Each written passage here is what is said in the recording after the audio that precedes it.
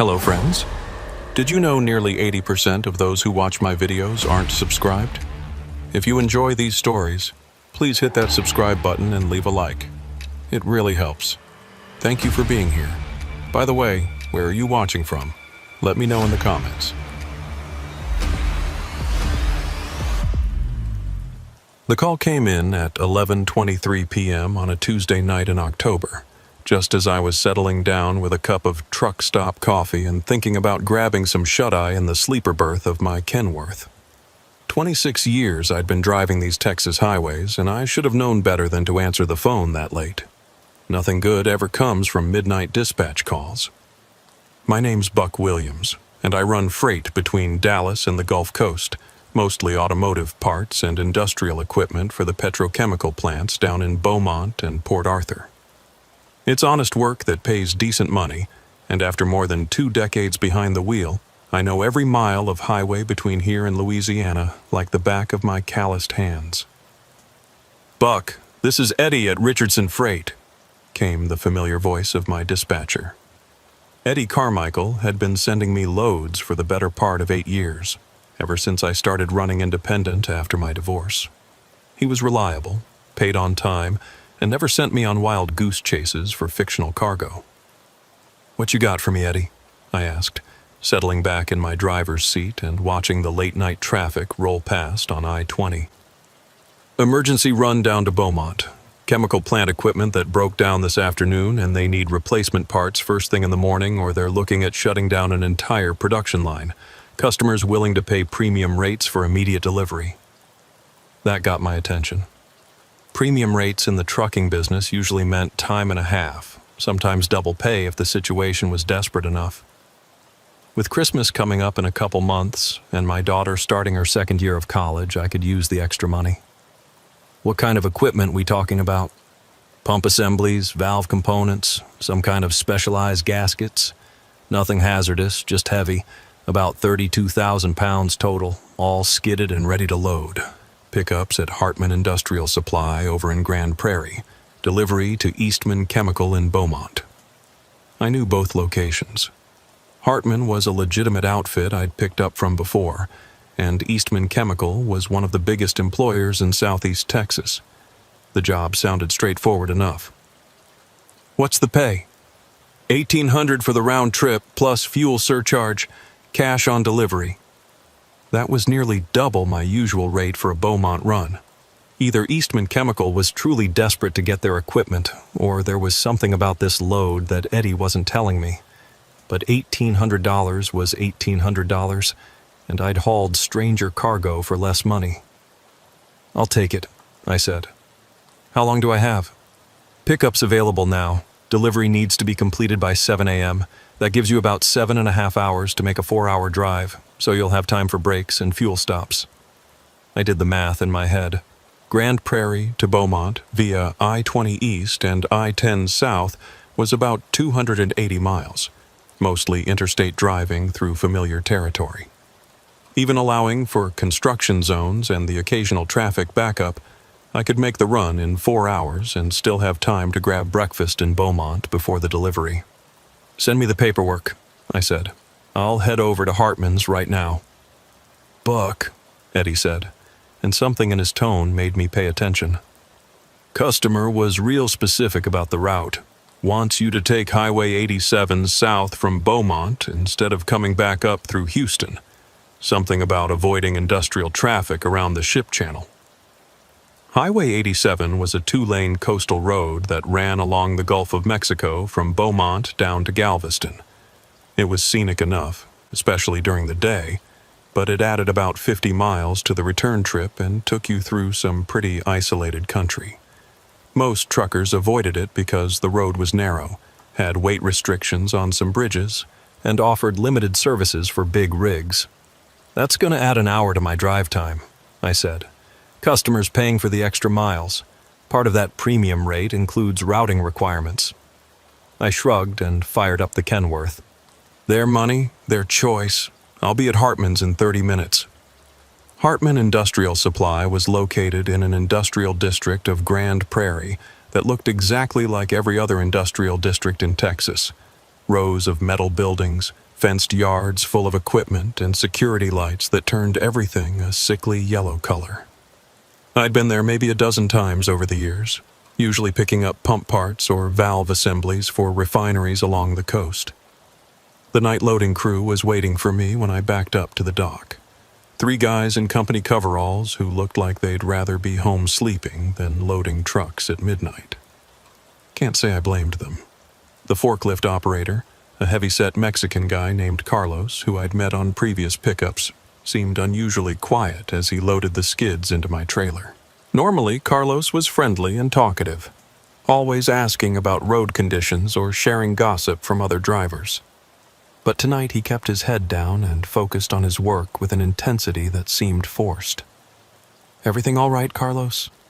I asked as he positioned the last skid near the front of my trailer. He glanced around to make sure the other workers weren't listening, then stepped closer to me. "Buck, I've been loading trucks here for 12 years, and I ain't never seen equipment like this before." "What do you mean?" "Look at them crates real close. That ain't pump parts in there." I walked into my trailer and examined the cargo more carefully. The skids were loaded with wooden crates that were stenciled with part numbers and shipping labels, but Carlos was right. Something felt off. The crates were the wrong size and shape for pump assemblies, and they were secured with more heavy-duty steel banding than you'd normally see for industrial equipment. "What do you think it is?" I asked. Carlos shook his head. "Don't know, and don't want to know. But the paperwork came down from the front office with a note that nobody was supposed to ask questions about this shipment. In 12 years, I ain't never seen that before." He finished securing my load, and I signed the bills of lading, but something about Carlos's warning was bothering me. I'd hauled enough legitimate cargo to know what normal industrial equipment looked and felt like, and this load had a different quality to it. The crates were too uniform, too carefully constructed, and way too heavy for the components they were supposed to contain.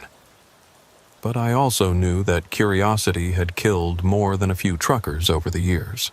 Sometimes cargo was classified. Sometimes it was prototype equipment that companies wanted to keep secret. And sometimes it was just expensive enough that everyone involved got paranoid about security. As long as the paperwork was in order and the load was legal, my job was to deliver it safely and on time. I pulled out of Hartman's loading dock and headed south on I-20, planning to cut over to I-45 south and then pick up I-10 east toward Beaumont. The late-night traffic was light, mostly other truckers making overnight runs and the occasional commuter heading home from a late shift. For the first hour, everything seemed normal. My Kenworth was handling the load well.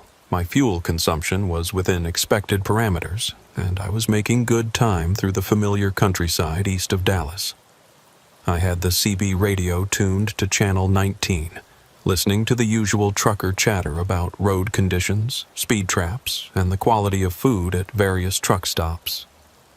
But somewhere around Tyler, things started to feel wrong. The first sign of trouble was the smell.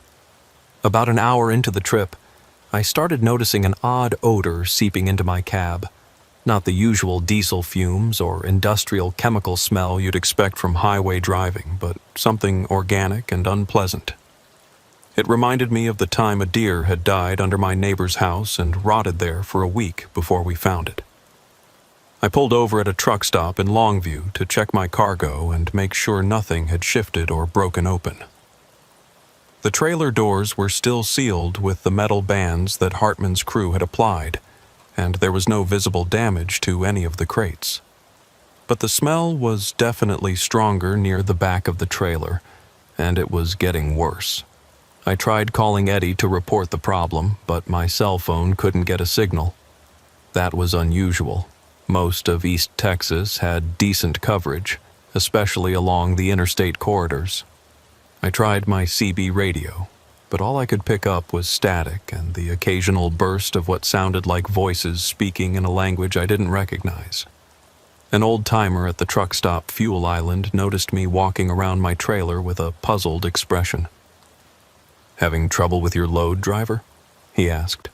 His name patch read Dale, and he had the kind of weathered face that comes from 30 years of highway driving. "Something smells off," I said. "Paperwork says it's pump parts, but it doesn't smell like any industrial equipment I've ever hauled." Dale walked over to my trailer and took a sniff near the doors. His expression immediately changed, and he stepped back with a look of disgust. "Son, I don't know what you got in there, but that ain't pump parts. That smells like—" He paused, as if trying to identify something familiar but unpleasant. "Hell, I don't rightly know what that smells like, but it ain't good. You think I should open it up and take a look?" "I think you should call your dispatcher and find out what you're really hauling, and if you can't get a hold of him, you might want to consider calling the DOT or the state police." But when I tried calling Eddie again, the phone just rang endlessly with no answer. His voicemail wasn't even picking up, which was strange because Eddie's phone was connected to an answering service that operated 24 hours a day. Dale helped me check my trailer more thoroughly, and that's when we found something that made both of us take a step back. Near the bottom of the trailer doors, where the metal seal met the frame, there was a dark liquid seeping out. Not much, just a few drops that had formed a small puddle on the asphalt, but enough to confirm that something inside my cargo was leaking. "Brother," Dale said, shaking his head, "you need to get that trailer to a safe location and figure out what's going on. That liquid don't look natural." The liquid was dark reddish-brown, thick like syrup, and it had the same foul odor that was permeating my cab. When Dale touched it with a stick, it clung to the wood like partially congealed blood. "I got a delivery to make," I said, though I was starting to question whether I wanted to complete this particular run. "You got a responsibility to other drivers on the road," Dale replied. "If that stuff is hazardous and you have an accident, you could kill innocent people." He had a point, but I also had $1,800 waiting for me in Beaumont, and I'd never failed to complete a delivery in 26 years of driving. I decided to continue toward Beaumont but take extra precautions, drive slower, avoid populated areas when possible, and keep my windows cracked to prevent any buildup of fumes in the cab. Dale shook his head as I climbed back into my truck. "You're funeral driver, but if I was you, I'd be real careful about what you're getting yourself into." I left the truck stop in Longview and continued east on I-20, but the atmosphere in my cab had changed completely. What started as a routine delivery run was feeling more and more like a journey into something dangerous and unknown.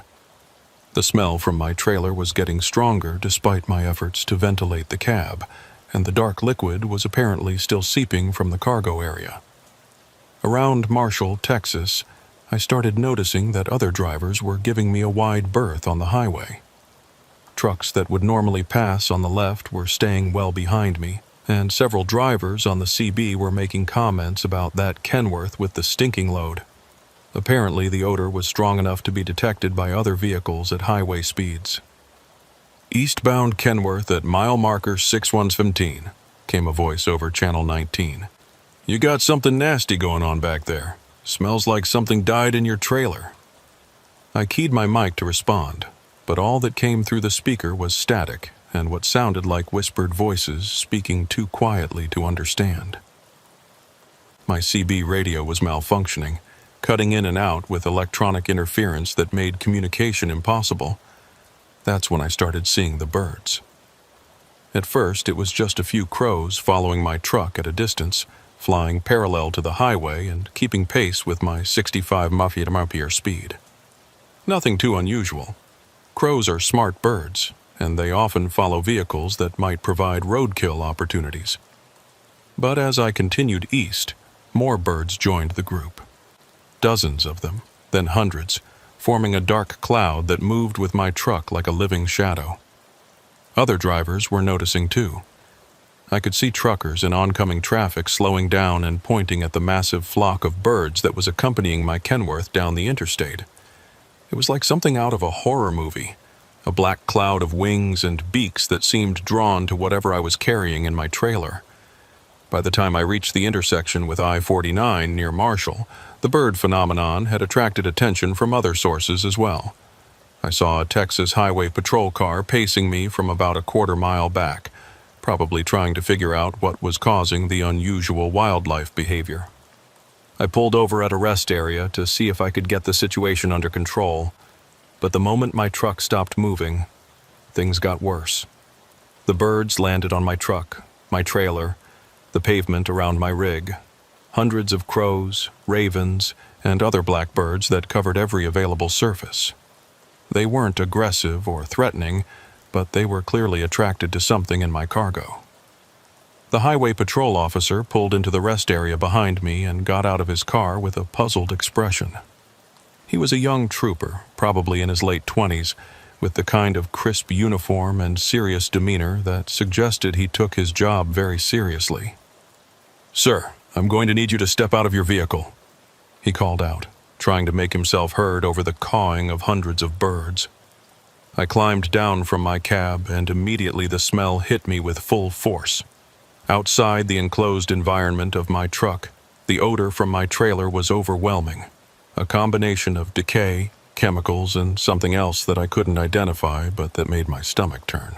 "Officer, I'm transporting industrial equipment to Beaumont," I said. "I don't know what's causing this bird situation." "What kind of equipment?" he asked, pulling out a small notebook and pen. "Pump parts, valve components, gaskets, standard chemical plant supplies." The trooper walked toward my trailer, and the birds immediately parted to give him a path while remaining perched on every other available surface. When he got close to the rear doors, he stopped abruptly and covered his nose with his hand. "Sir, that doesn't smell like any industrial equipment I've ever encountered. I'm going to need to see your shipping papers and inspect your cargo." I handed him the bills of lading and manifest, which he studied carefully while the birds watched from their perches with what seemed like unusual intelligence. Several of the larger ravens were tilting their heads and making soft clicking sounds, as if they were trying to communicate. "According to these documents, you're carrying pump assemblies and valve components manufactured by Hartman Industrial Supply," the trooper said. "But I've got to tell you, sir, this situation with the birds and this smell suggests that your cargo might not be what your paperwork indicates." "Officer, I loaded this freight myself at Hartman's facility. I watched them put crated pump parts into my trailer." "Then you won't mind if I take a look inside?" He walked to the back of my trailer and examined the metal security bands that sealed the doors. But when he tried to cut the bands with the wire cutters from his patrol car, something unexpected happened. The moment the metal seal was broken, a sound emerged from inside my trailer that made both of us step back in alarm. It was a low, rhythmic noise that sounded almost like breathing. Not mechanical breathing, like a compressor or pneumatic system, but organic breathing. Deep, slow inhalations and exhalations that suggested something large and alive was inside my trailer. The trooper drew his sidearm and motioned for me to move away from the truck. "Sir, I need you to stand back while I investigate this situation." The birds were getting more agitated as well, their cawing becoming louder and more frantic. Some of them were flapping their wings without taking flight, as if they wanted to get closer to whatever was in my trailer, but were afraid to approach. "Officer," I said, "I think we should call for backup before you open those doors." But it was too late. The breathing sound from inside my trailer was getting louder, and the rear doors were starting to bulge outward, as if something inside was pressing against them. Whatever I had loaded at Hartman Industrial Supply, it definitely wasn't pump parts. The highway patrol officer called for backup while keeping his weapon drawn and pointed at my trailer. The breathing sound was getting more pronounced, and now we could hear other noises as well, scratching, scraping, and what sounded like movement of something very large shifting around inside the cargo area. "Dispatch, this is Unit 47 at the rest area on I-20 eastbound at mile marker 625. The trooper spoke into his radio. "I need immediate backup and a hazmat team. We have a commercial vehicle with unknown cargo that's exhibiting unusual biological activity." The birds were becoming increasingly agitated, with some of them taking flight and circling overhead while others remained perched on my truck, moving restlessly and making sounds I'd never heard crows make before. It was like they were trying to warn us about something. "Buck," the trooper said, "I need you to tell me exactly what happened during your loading process at Hartman's. Did you see what was inside those crates?" "No, sir. The crates were already sealed when the forklift operator loaded them. But Carlos, that's the guy who loaded me, said something seemed off about the cargo. Said he'd never seen equipment like that in 12 years of working there." The trailer doors were bulging more noticeably now, and we could see dark liquid seeping from the bottom edge where I'd first noticed it at the truck stop in Longview. But the liquid wasn't just seeping anymore. It was flowing steadily, forming a pool underneath my trailer that was attracting flies and other insects. "Sir, I'm going to need you to move your patrol car upwind from my truck," I told the trooper. "That smell is getting worse, and I don't think we want to breathe too much of whatever's coming out of there." 3 more highway patrol cars arrived within 15 minutes, along with a fire department hazmat truck and an ambulance. The scene at the rest area was starting to look like a major incident, with emergency vehicles, flashing lights, and a growing crowd of birds that showed no signs of dispersing. The incident commander, a senior trooper named Sergeant Martinez, took charge of the situation and immediately established a perimeter around my truck. He'd been dealing with hazmat incidents for over 20 years and had the kind of calm professionalism that comes from experience with dangerous situations. "We're going to treat this as a potential biological hazard until we can determine what's actually in that trailer," he told me. "I need you to give me a complete account of your pickup and delivery instructions." I told him everything. Eddie's late-night call, the premium rate for emergency delivery, the unusual routing instructions, Carlos's warning about the cargo, and my failed attempts to contact my dispatcher. Sergeant Martinez took notes and asked detailed questions about the shipping company, the delivery address, and the specific type of equipment I was supposed to be hauling. "Sergeant," one of the hazmat technicians called out, "we're getting some unusual readings on our sensors. Whatever's in that trailer is generating significant amounts of methane, hydrogen sulfide, and some organic compounds we can't immediately identify. Is it safe to open the trailer?" "Not until we can get better ventilation and full protective equipment. Whatever's producing these gases could be dangerous to human health." That's when we heard the sound that made everyone at the scene take several steps back from my truck. From inside the trailer came a noise that was unmistakably human, a low moaning sound that rose and fell like someone in pain or distress. "Jesus Christ," one of the younger troopers said. "There's somebody alive in there." Sergeant Martinez immediately radioed for additional ambulances and began coordinating a rescue operation. But as the hazmat team prepared to open my trailer doors with full protective gear, I started to realize that this situation was far beyond anything I'd ever encountered in 26 years of trucking. "Buck," Sergeant Martinez said, "I need you to understand that you're probably going to be detained for questioning once we determine what's in your trailer. If there are people inside, we're looking at potential kidnapping charges, human trafficking, or worse." "Sergeant, I swear I had no idea what I was carrying. I thought it was legitimate industrial equipment." "I believe you. But that doesn't change the legal situation. Someone used you to transport something illegal, and we need to find out who and why." The hazmat team positioned fans and ventilation equipment around my trailer, then approached the rear doors wearing full protective suits with self-contained breathing apparatus. The birds scattered as the technicians began the process of carefully opening the trailer, but they didn't go far. They perched on nearby trees and continued watching the operation with apparent fascination. The first thing that emerged when the doors opened was a wave of stench that was strong enough to be detected even through the team's protective equipment. The lead technician immediately signaled for everyone to move further back and called for additional ventilation. "We've got multiple large containers inside," his voice crackled through the radio. "They appear to be some kind of specialized shipping crates, but they're not consistent with normal industrial equipment." "Any sign of human occupants?" "Stand by." The hazmat technician moved deeper into my trailer with a powerful flashlight, and his voice came back over the radio with a tone that immediately got everyone's attention. "Sergeant, you need to see this. We don't have people in here, but we've got something that explains the biological readings."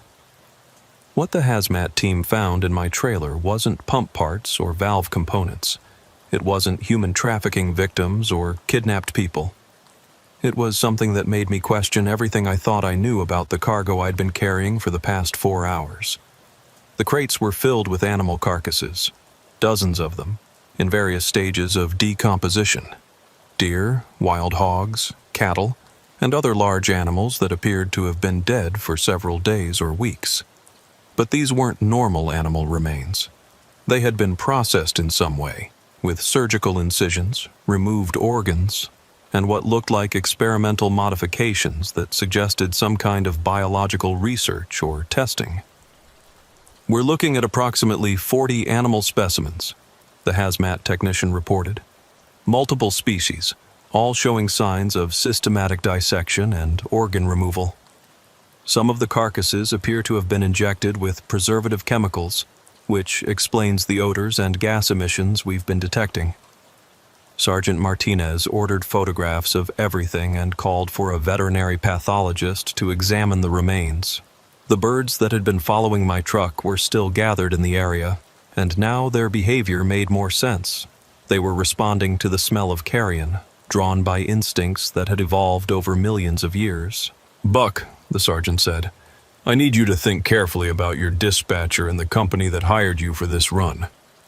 Have you ever transported anything like this before?" "Never," I said, and I meant it. In 26 years of trucking, I'd hauled everything from livestock to hazardous chemicals, but I'd never been involved in anything that involved illegal disposal of animal remains or unauthorized biological research. "What can you tell me about Richardson Freight? How long have you been working with them?" "About 8 years. Eddie Carmichael is my regular dispatcher, and he's always been straight with me.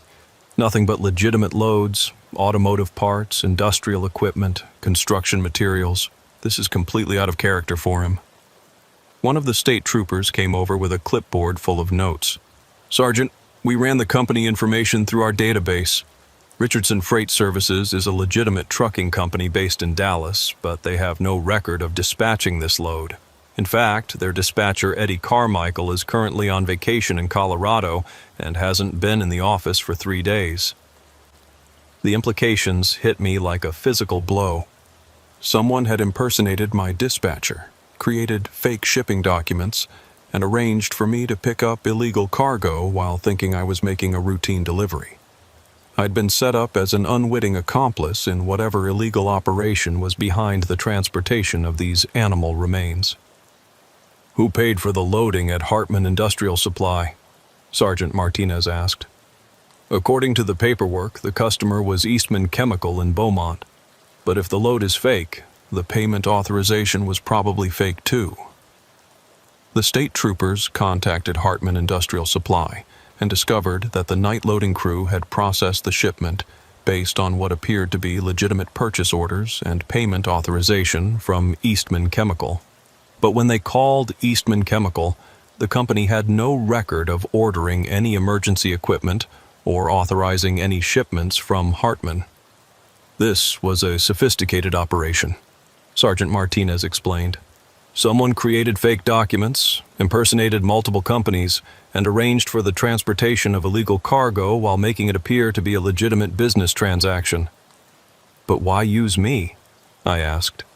"Why not just hire a truck and driver who were in on the operation?" "Because they needed someone with a clean record and no knowledge of what they were really transporting.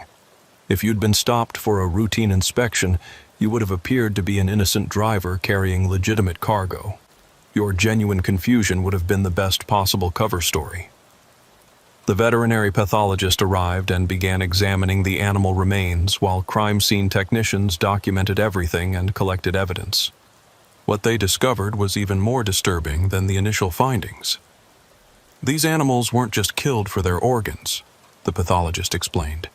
"They show signs of systematic experimentation, injection sites, surgical modifications, and evidence of various chemicals and drugs being tested on them. This looks like an illegal animal research operation, possibly involving the development of biological agents or pharmaceutical compounds. Any idea who might be behind something like this? Could be anything from unlicensed pharmaceutical research to biological weapons development. But whoever was running this operation had access to veterinary facilities, trained personnel, and enough resources to process dozens of large animals. The crime scene investigation continued for several more hours, with federal agents from the FBI and DEA joining the state and local law enforcement officers. My truck and trailer were impounded as evidence, and I was transported to a state police facility for extensive questioning about my role in the operation. But the most disturbing part of the whole experience was what I learned about the delivery address in Beaumont. During my interview with federal agents, I learned that the delivery address I'd been given, Eastman Chemical Company in Beaumont, was real, but the specific location was an abandoned industrial facility that had been closed for over 2 years. Someone had chosen a legitimate company name and used the address of a facility that would have been dark and empty when I arrived for the delivery. What would have happened if I'd completed the delivery? I asked Special Agent Sarah Crawford from the FBI's Houston field office. You probably would have been met by individuals who would have unloaded your trailer and paid you in cash, as promised. They might have offered you additional similar loads at premium rates. Eventually, they would have drawn you deeper into their operation until you either became a willing participant or you learned too much and became a liability. A liability? Drivers who get too curious about illegal cargo have a tendency to disappear, Mr. Williams. We've investigated several cases over the past few years where truckers accepted suspicious loads and were never seen again.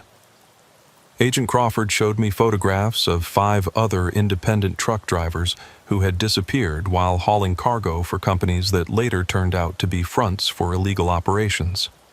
All of them were experienced drivers with clean records. All had been offered high-paying loads with unusual pickup or delivery requirements, and all had vanished without a trace. We believe your case represents a new development in how these organizations recruit transportation, she explained. Instead of using drivers who are already involved in criminal activity, they're targeting legitimate truckers and deceiving them into transporting illegal cargo. It's more expensive and complicated, but it provides better security and reduces the risk of detection. How did they know to target me specifically? That's what we're trying to determine. Someone had access to information about your driving record, your financial situation, your work patterns, and your relationship with Richardson Freight. They knew enough to successfully impersonate your dispatcher and create a scenario that you would find believable. The investigation revealed that several other truckers had received similar late-night calls offering high-paying loads with premium rates and unusual requirements. Most of them had declined the offers because something felt wrong, but 3 drivers had accepted loads and were currently missing. "We think you were lucky," Agent Crawford said. "The animal remains in your trailer suggest that whoever organized this operation was involved in something extremely dangerous. If you had completed the delivery, you might not have made it home."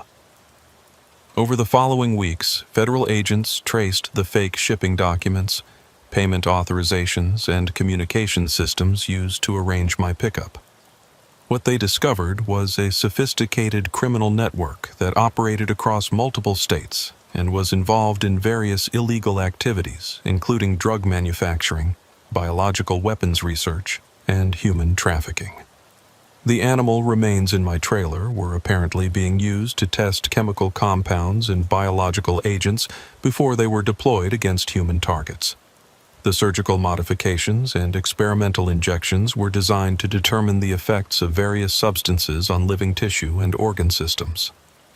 This was basically a mobile laboratory, Agent Crawford explained. They were using trucks to transport their test subjects and research materials between facilities, making it harder for law enforcement to track their operations. The network behind my fake delivery was eventually disrupted by a joint federal task force, but not before several other truckers were drawn into the operation. Some were arrested as unwitting accomplices, others disappeared entirely, and a few managed to escape when they realized they were being used for illegal purposes. My truck and trailer were eventually returned to me after months of evidence processing, but the experience had permanently changed my approach to the trucking business.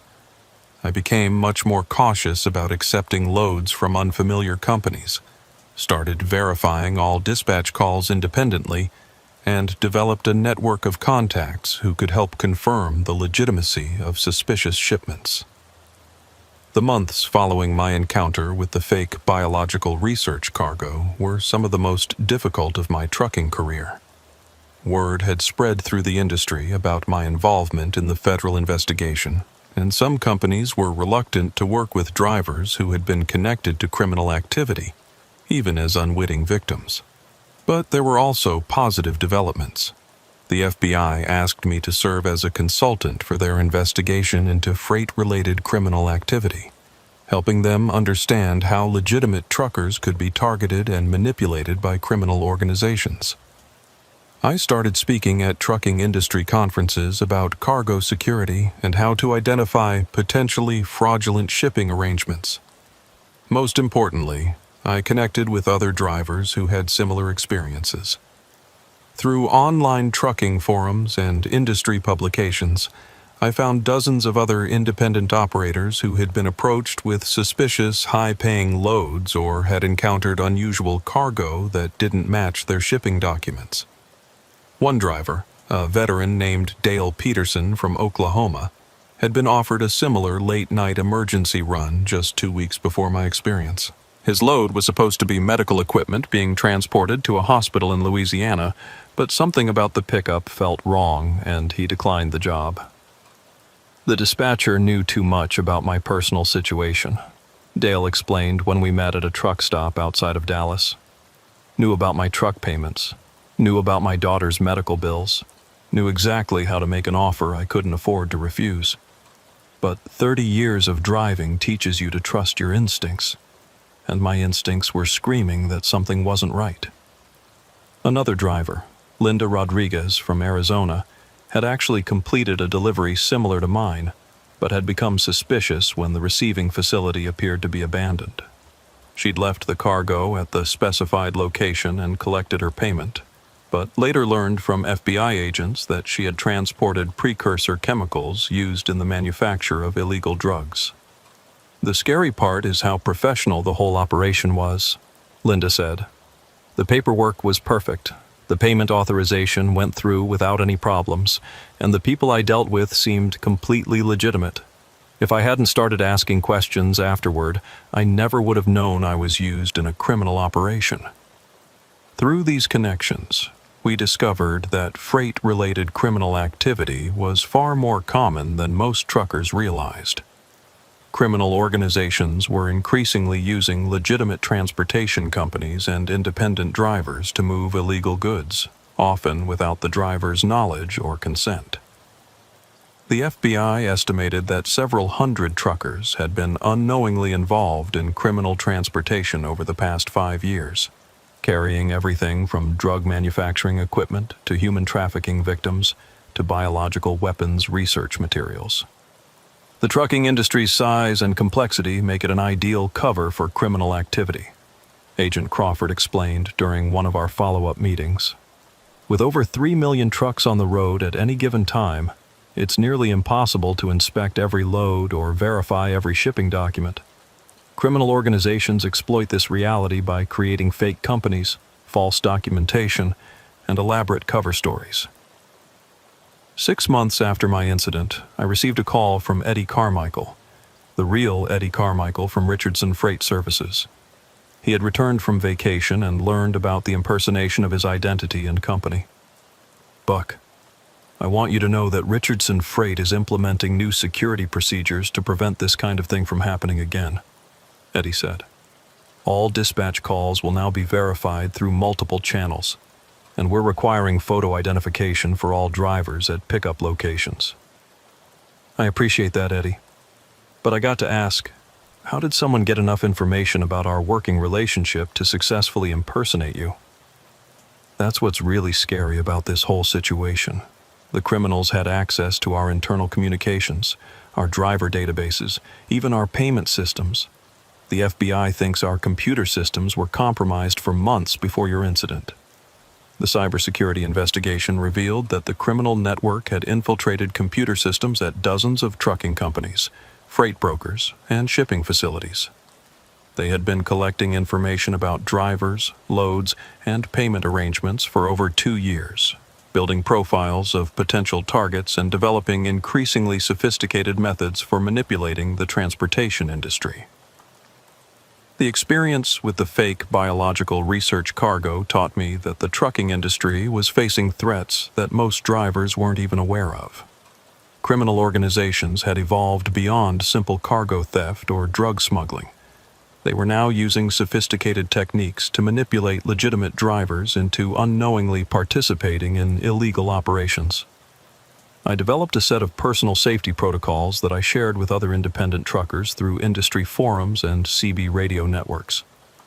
The rules were simple but potentially life-saving. Always verify dispatch calls independently using known phone numbers rather than caller ID. Never accept loads that require immediate pickup without proper advance notice. Be suspicious of any cargo that doesn't match your normal freight categories, especially high-paying loads with unusual routing requirements.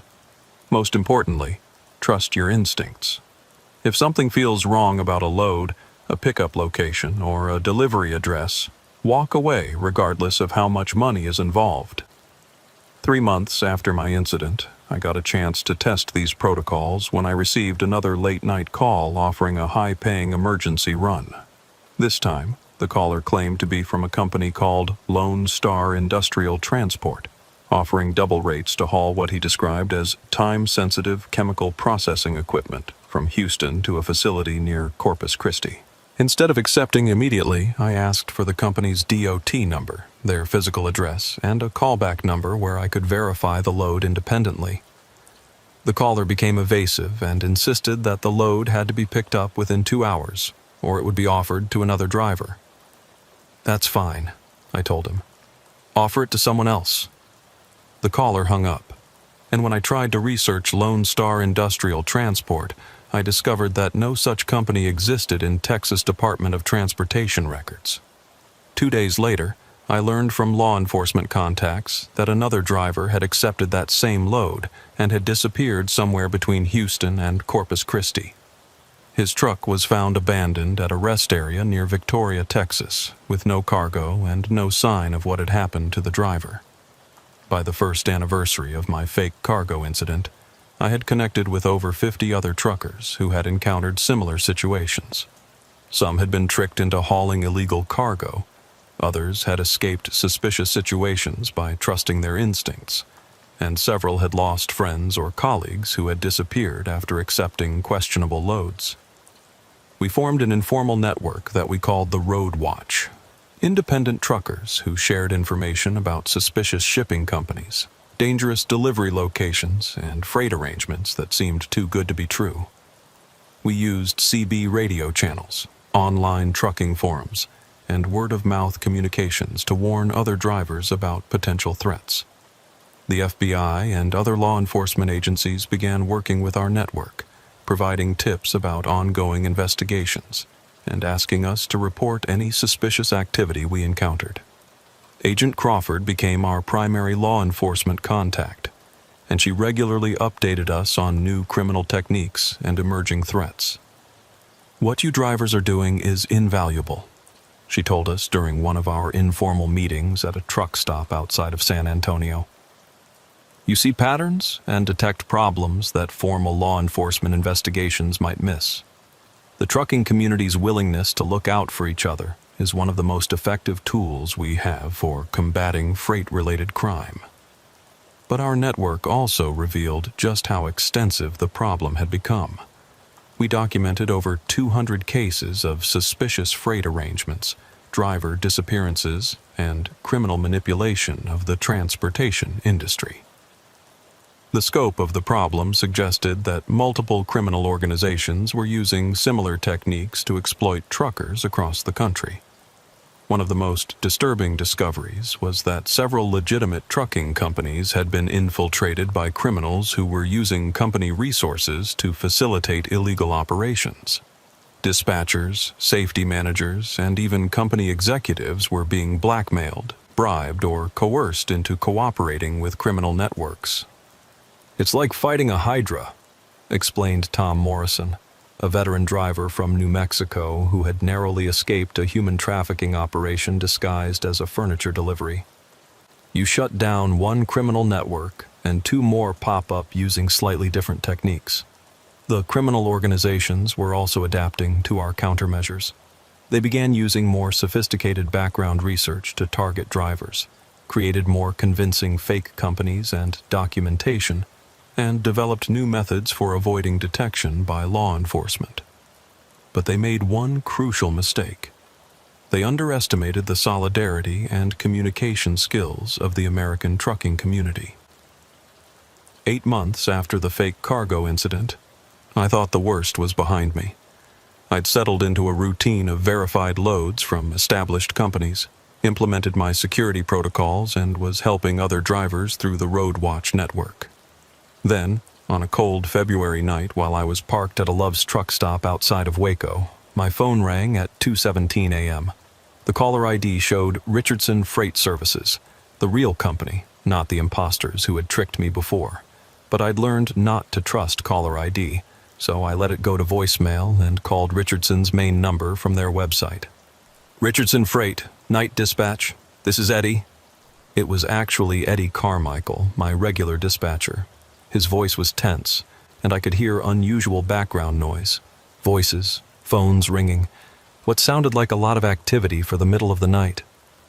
"Eddie, it's Buck. Did you just call me?" "Buck, thank God you answered. We got a serious situation here, and I need a driver I can trust absolutely. Someone's been impersonating our company again, and we think they're targeting our regular drivers." "What kind of situation?" 3 of our drivers accepted loads in the past week from people claiming to be Richardson Freight dispatchers. All 3 loads were fake. All 3 drivers are now missing, and the FBI is crawling all over our office. My blood went cold. Missing how? "Jerry Hoskins disappeared somewhere between Austin and Houston on Tuesday. Danny Crenshaw vanished on a run from Dallas to El Paso on Thursday. And Carl Morrison, you remember Carl runs the western routes? His truck was found abandoned at a rest stop near Fort Stockton yesterday. No sign of him, no cargo, and his CB radio was still on with someone asking for help." I knew all 3 drivers. Jerry had been with Richardson for 12 years, Danny for 8, and Carl was practically a legend in Texas trucking circles, 35 years behind the wheel without a single serious accident. "Eddie, what makes you think I can help?" "Agent Crawford from the FBI thinks this is connected to your original incident. The fake dispatchers are using the same techniques, the same types of offers, but now they're specifically targeting drivers who've worked with Richardson Freight. They're coming after us personally. That's what it looks like. Buck, I need you to come to Dallas. The FBI wants to debrief you on the missing drivers, and they think you might be the next target." I fired up my Kenworth and headed north on I-35, but I couldn't shake the feeling that I was being watched. Every set of headlights in my mirrors looked suspicious. Every truck stop seemed potentially dangerous, and every CB transmission made me wonder if someone was monitoring my movements. The Richardson Freight Terminal in Dallas looked like a crime scene when I arrived at 6 a.m. FBI vehicles, state police cars, and unmarked government sedans filled the parking lot. Inside, agents were interviewing drivers, examining shipping records, and setting up what appeared to be a major investigation. Agent Crawford met me at the security office and immediately escorted me to a conference room where several other law enforcement officials were waiting. The lead investigator was a tall, serious man named Deputy Director Frank Martinez from the FBI's Organized Crime Task Force. "Mr. Williams," Director Martinez said, "we believe your original incident 8 months ago was the beginning of a targeted campaign against the Texas trucking industry. The same criminal organization has now escalated to kidnapping drivers and using their identities to infiltrate transportation networks. What do you mean, using their identities? Agent Crawford pulled out a file folder containing photographs and documents. The 3 missing Richardson freight drivers didn't just disappear. Someone has been impersonating them, using their names and credentials to pick up loads from other trucking companies. She showed me security camera footage from a warehouse in Houston where someone who looked remarkably like Jerry Hoskins had picked up a load of electronic equipment using Jerry's real credentials and driver's license number. "But that's not Jerry," I said, studying the video. "The build is right, the general appearance is right, but something about his mannerisms is off." "Exactly. We think the criminal organization is using sophisticated identity theft techniques, possibly including plastic surgery or other physical modifications, to create drivers who can pass casual inspection but aren't the real individuals." Director Martinez leaned forward across the conference table. "Mr. Williams, we want to use you as bait." "Excuse me?" "We believe you'll be contacted soon with another suspicious load offer. When that happens, we want you to accept it and allow us to track the operation from beginning to end. With proper surveillance and backup, we can follow the trail back to whoever is orchestrating these disappearances. And if something goes wrong, you'll have full federal protection. Surveillance teams, electronic monitoring, backup drivers positioned along your route. But we need someone the criminals will trust. Someone with a history they can verify." Agent Crawford opened another folder. "Buck, we've discovered that all the missing drivers had certain characteristics in common. They were independent contractors with flexible schedules. They had clean driving records. They lived alone or had limited family connections, and they had previously encountered suspicious cargo situations. They were recruiting specific types of drivers." "Exactly. And unfortunately, you fit their profile perfectly." 3 days later, my phone rang at 1:43 a.m. while I was parked at a truck stop in Killeen. The caller claimed to be from a company called Lone Star Express Transport, offering triple rates for an urgent delivery of industrial cleaning equipment from a warehouse outside of Austin to a chemical plant near Corpus Christi. Following the FBI's instructions, I expressed interest but asked for verification information. The caller provided a DOT number, a physical address, and a callback number, all of which the FBI had already confirmed were fake. "I can pick up the load in 4 hours," I told the caller, "but I'll need advance payment authorization and a signed contract." "No problem. The customer will provide cash payment on delivery, and we'll email you the contract within the hour." The contract arrived exactly on schedule, and it looked completely legitimate. Professional formatting, proper legal language, and accurate information about shipping regulations and liability coverage. But Agent Crawford and her team had identified dozens of subtle indicators that it was fraudulent. "They're getting better at creating convincing documentation," she explained during our final briefing at the FBI field office in Austin. "But they're still making small mistakes that trained investigators can detect." The surveillance operation was more extensive than I had expected.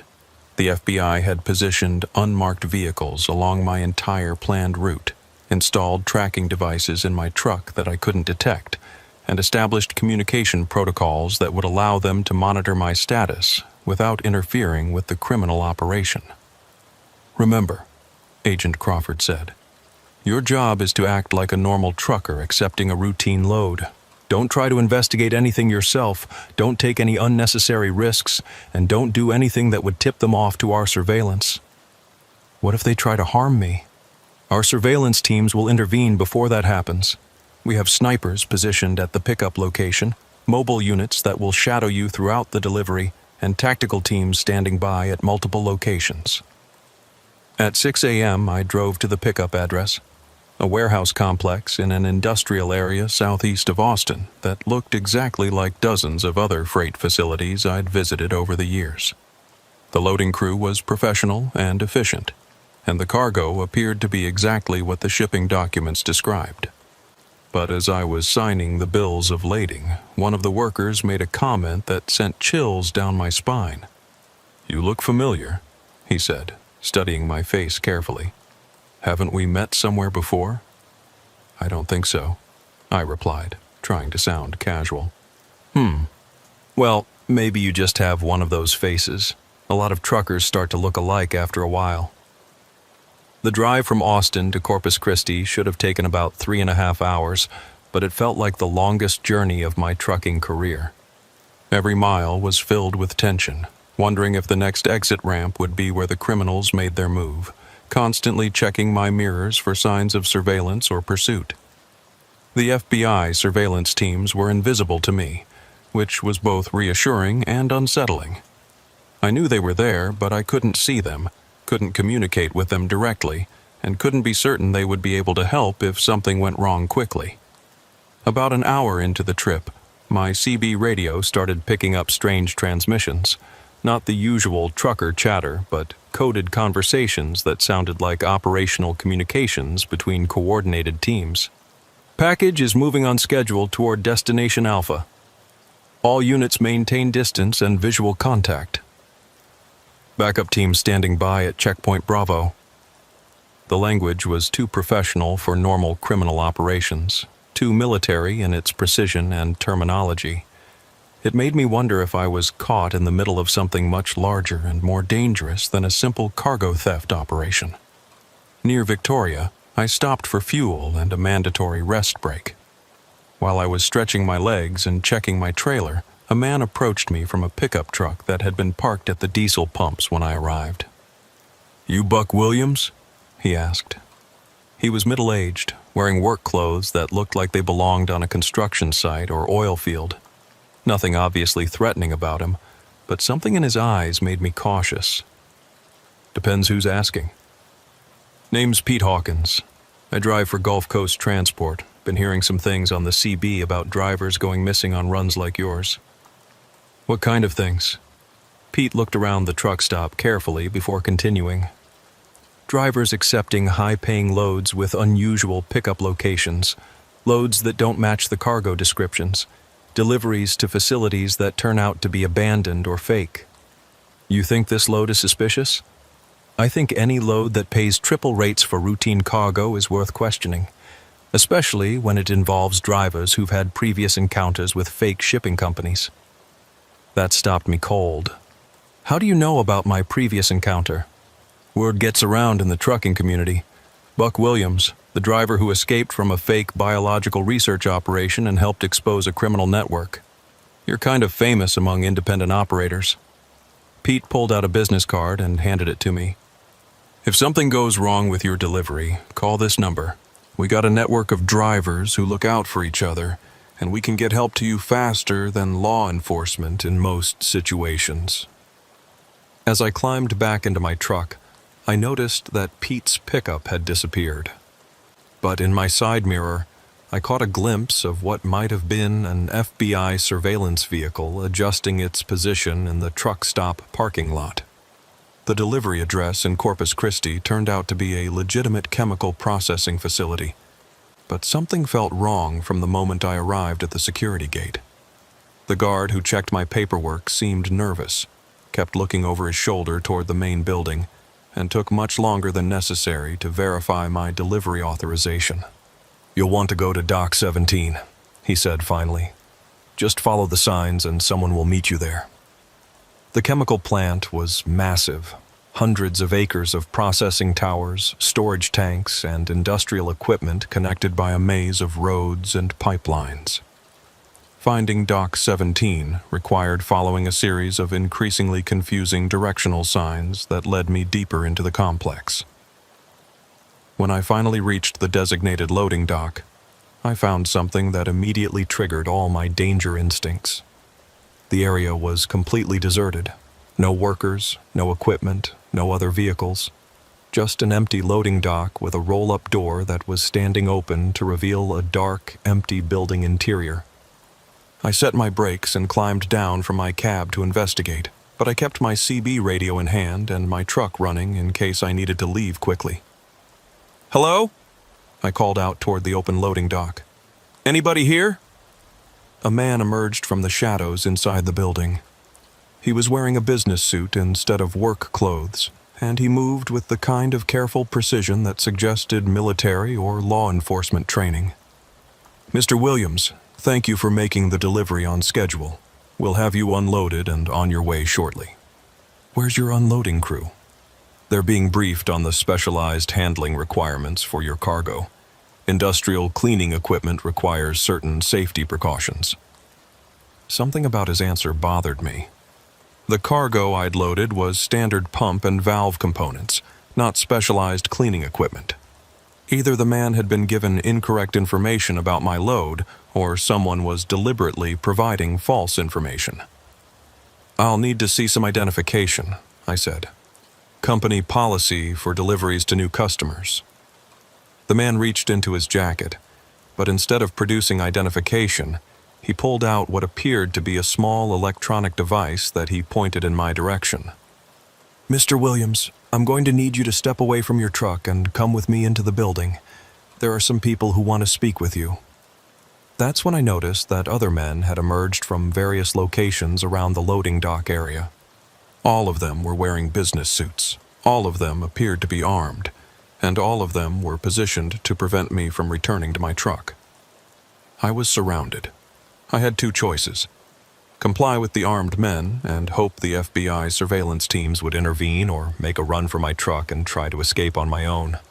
Given that I was surrounded by what appeared to be trained professionals, running didn't seem like a viable option.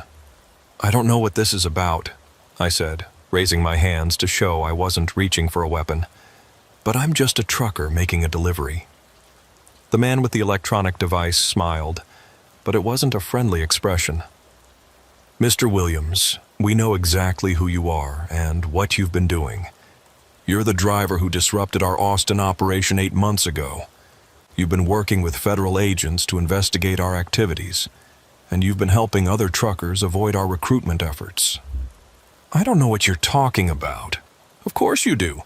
The question is whether you're going to cooperate with us voluntarily, or whether we're going to have to use more persuasive methods. One of the other men approached my truck and began examining the cargo area. Vehicle's clean, he called out. Standard industrial equipment, nothing suspicious. That's because the cargo isn't the point, the leader said. The point is the driver. Mr. Williams has information we need, and he's going to provide it one way or another. I could hear vehicles approaching from various directions around the chemical plant. Either the FBI surveillance teams were moving into position, or more criminals were arriving to participate in whatever they had planned for me. What kind of information?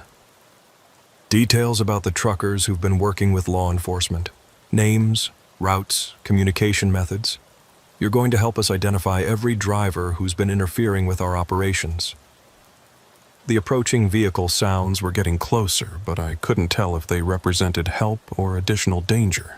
The men surrounding me were becoming more tense and alert, suggesting they were aware of the approaching vehicles and weren't sure if they were friendly or hostile. I can't give you information about other drivers, I said. Even if I wanted to, I don't know their personal details. We'll see about that. The leader reached into his jacket again, but this time he pulled out what appeared to be a syringe filled with some kind of clear liquid. This will make you much more cooperative. It's a chemical compound that inhibits the brain's ability to resist questioning while maintaining consciousness and memory formation. You'll tell us everything we want to know, and you'll remember doing it. That's when the first FBI tactical vehicle crashed through the fence surrounding the loading dock area. The next few minutes were chaos. FBI tactical teams swarmed the loading dock from multiple directions, shouting commands and taking positions behind vehicles and industrial equipment. The criminals scattered, some running toward buildings inside the chemical plant, others attempting to reach vehicles that were parked in various locations around the facility. The leader with the syringe grabbed my arm and used me as a human shield while backing toward the open loading dock door. "Federal agents, stay back or the driver dies," he shouted. "Let him go and put down your weapon," came the amplified voice of what sounded like Agent Crawford using a bullhorn from somewhere beyond the perimeter fence. We want safe passage out of the facility and a 1-hour head start before any pursuit." "That's not going to happen. Release the driver and surrender peacefully." The man holding me was breathing heavily and sweating despite the cool February air. Whatever his original plan had been, it clearly hadn't included dealing with a full FBI tactical response, and he was improvising under extreme stress. "How did they know?" he muttered, more to himself than to me. The operation was completely compartmentalized. That's when I realized that the FBI had been tracking more than just my movements. They had somehow infiltrated the criminal organization's communications and had known about the trap at the chemical plant before I arrived. The tactical standoff continued for several more minutes, with FBI agents gradually tightening the perimeter around the loading dock while the criminals tried to find escape routes through the maze of industrial buildings. But it was clear that the facility had been surrounded and that there was no way out. "Last chance!" Agent Crawford's voice boomed across the area. "Surrender now, or we start using non-lethal force to end this standoff." The man holding me made his decision.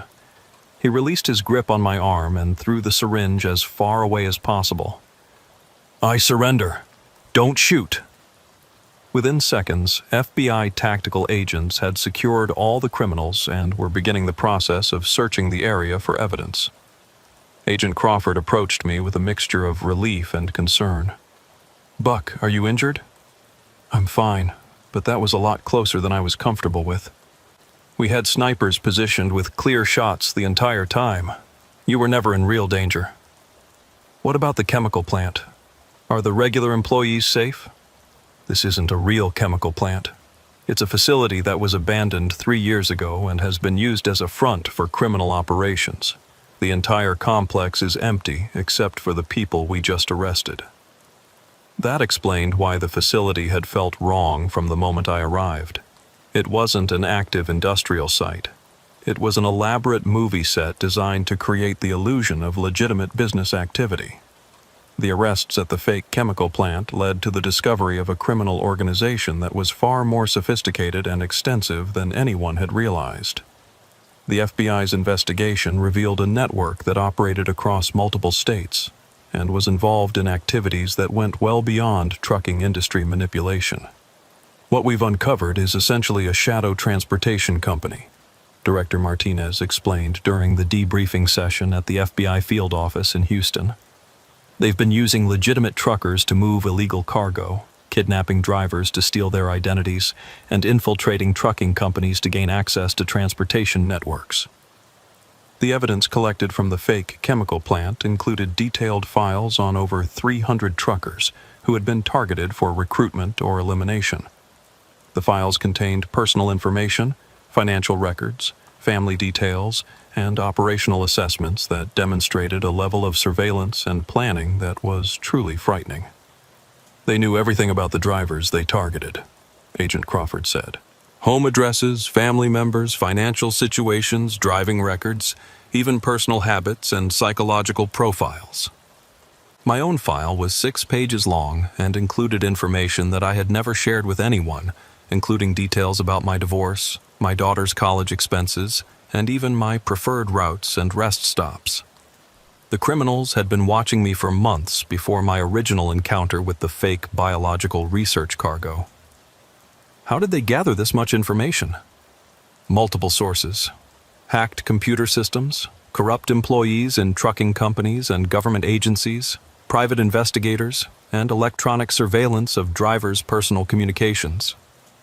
The 3 missing Richardson freight drivers, Jerry Hoskins, Danny Crenshaw, and Carl Morrison, were found alive but in serious condition at a remote facility near the Texas-Louisiana border. They had been held captive while the criminal organization used their identities to infiltrate other trucking operations. All 3 drivers were drugged and subjected to intensive interrogation about trucking industry operations, Director Martinez explained. They were forced to provide detailed information about routes, procedures, contacts, and security measures. The facility where they were held contained equipment for creating fake identification documents, plastic surgery facilities for altering appearance, and what appeared to be a training center where criminals learned to impersonate legitimate truck drivers. This was industrial-scale identity theft, Agent Crawford said. They were literally stealing people's lives and using them to commit crimes. The federal investigation ultimately resulted in the arrest of 47 individuals across 7 states and the seizure of millions of dollars in assets, equipment, and illegal cargo. The criminal organization had been operating for over 5 years and was responsible for dozens of driver disappearances, hundreds of cargo thefts, and the transportation of everything from illegal drugs to human trafficking victims.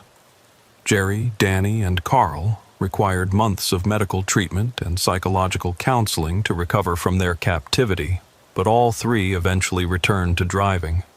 Their experiences had been traumatic, but they were determined not to let the criminals destroy their careers and livelihoods.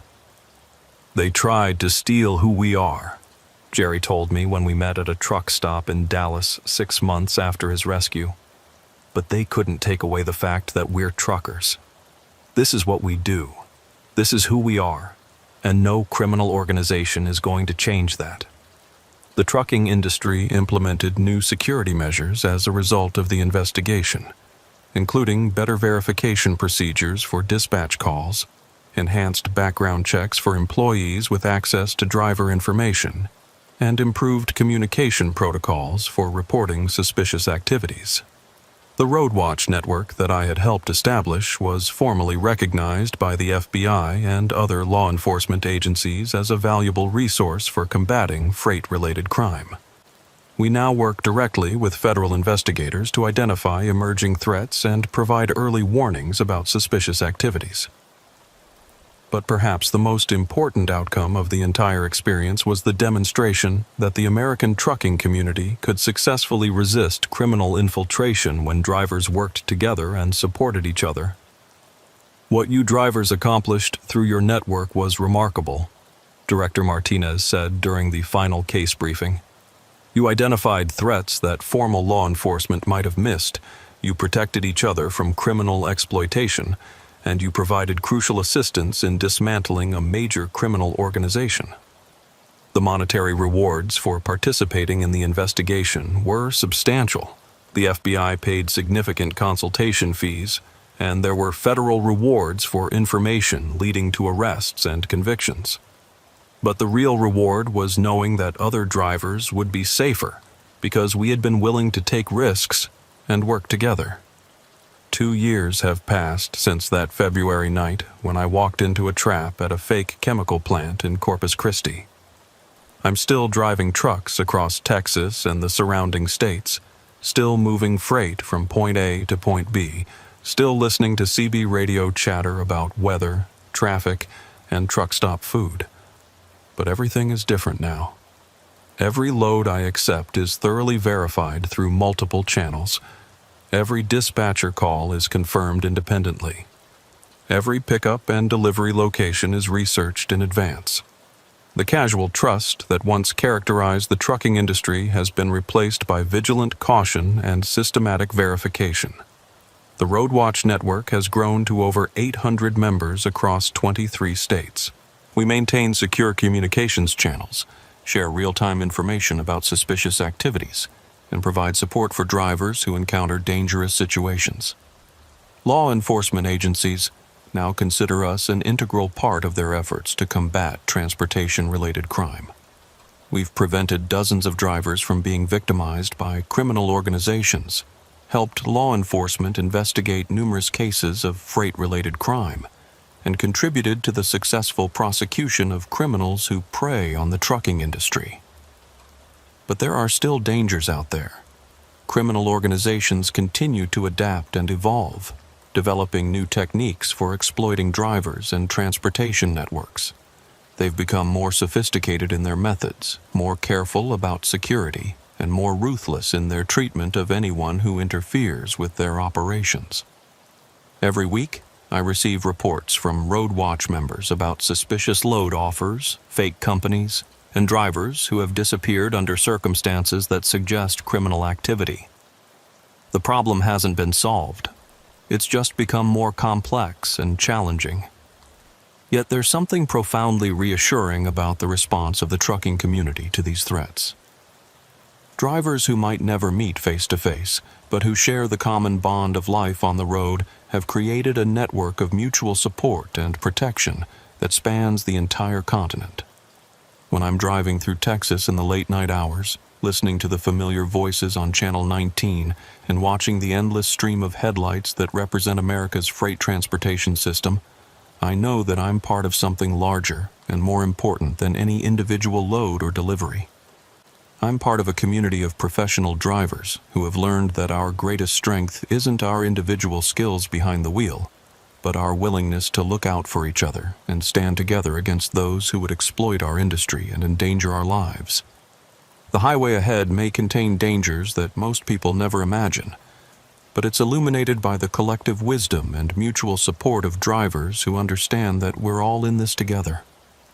And on those long Texas nights, when the CB radio crackles with warnings about speed traps, weather conditions, or suspicious activity ahead, I know that the voice on the other end of that radio might be saving my life, just as I might be saving theirs. The road is only as dark as we allow it to be, and the American trucking community has chosen to keep it well lit. The scorching July sun was already beating down mercilessly at 7:30 a.m. when 22-year-old Miguel Santos pulled his rented Freightliner into the Petro truck stop in Laredo, Texas.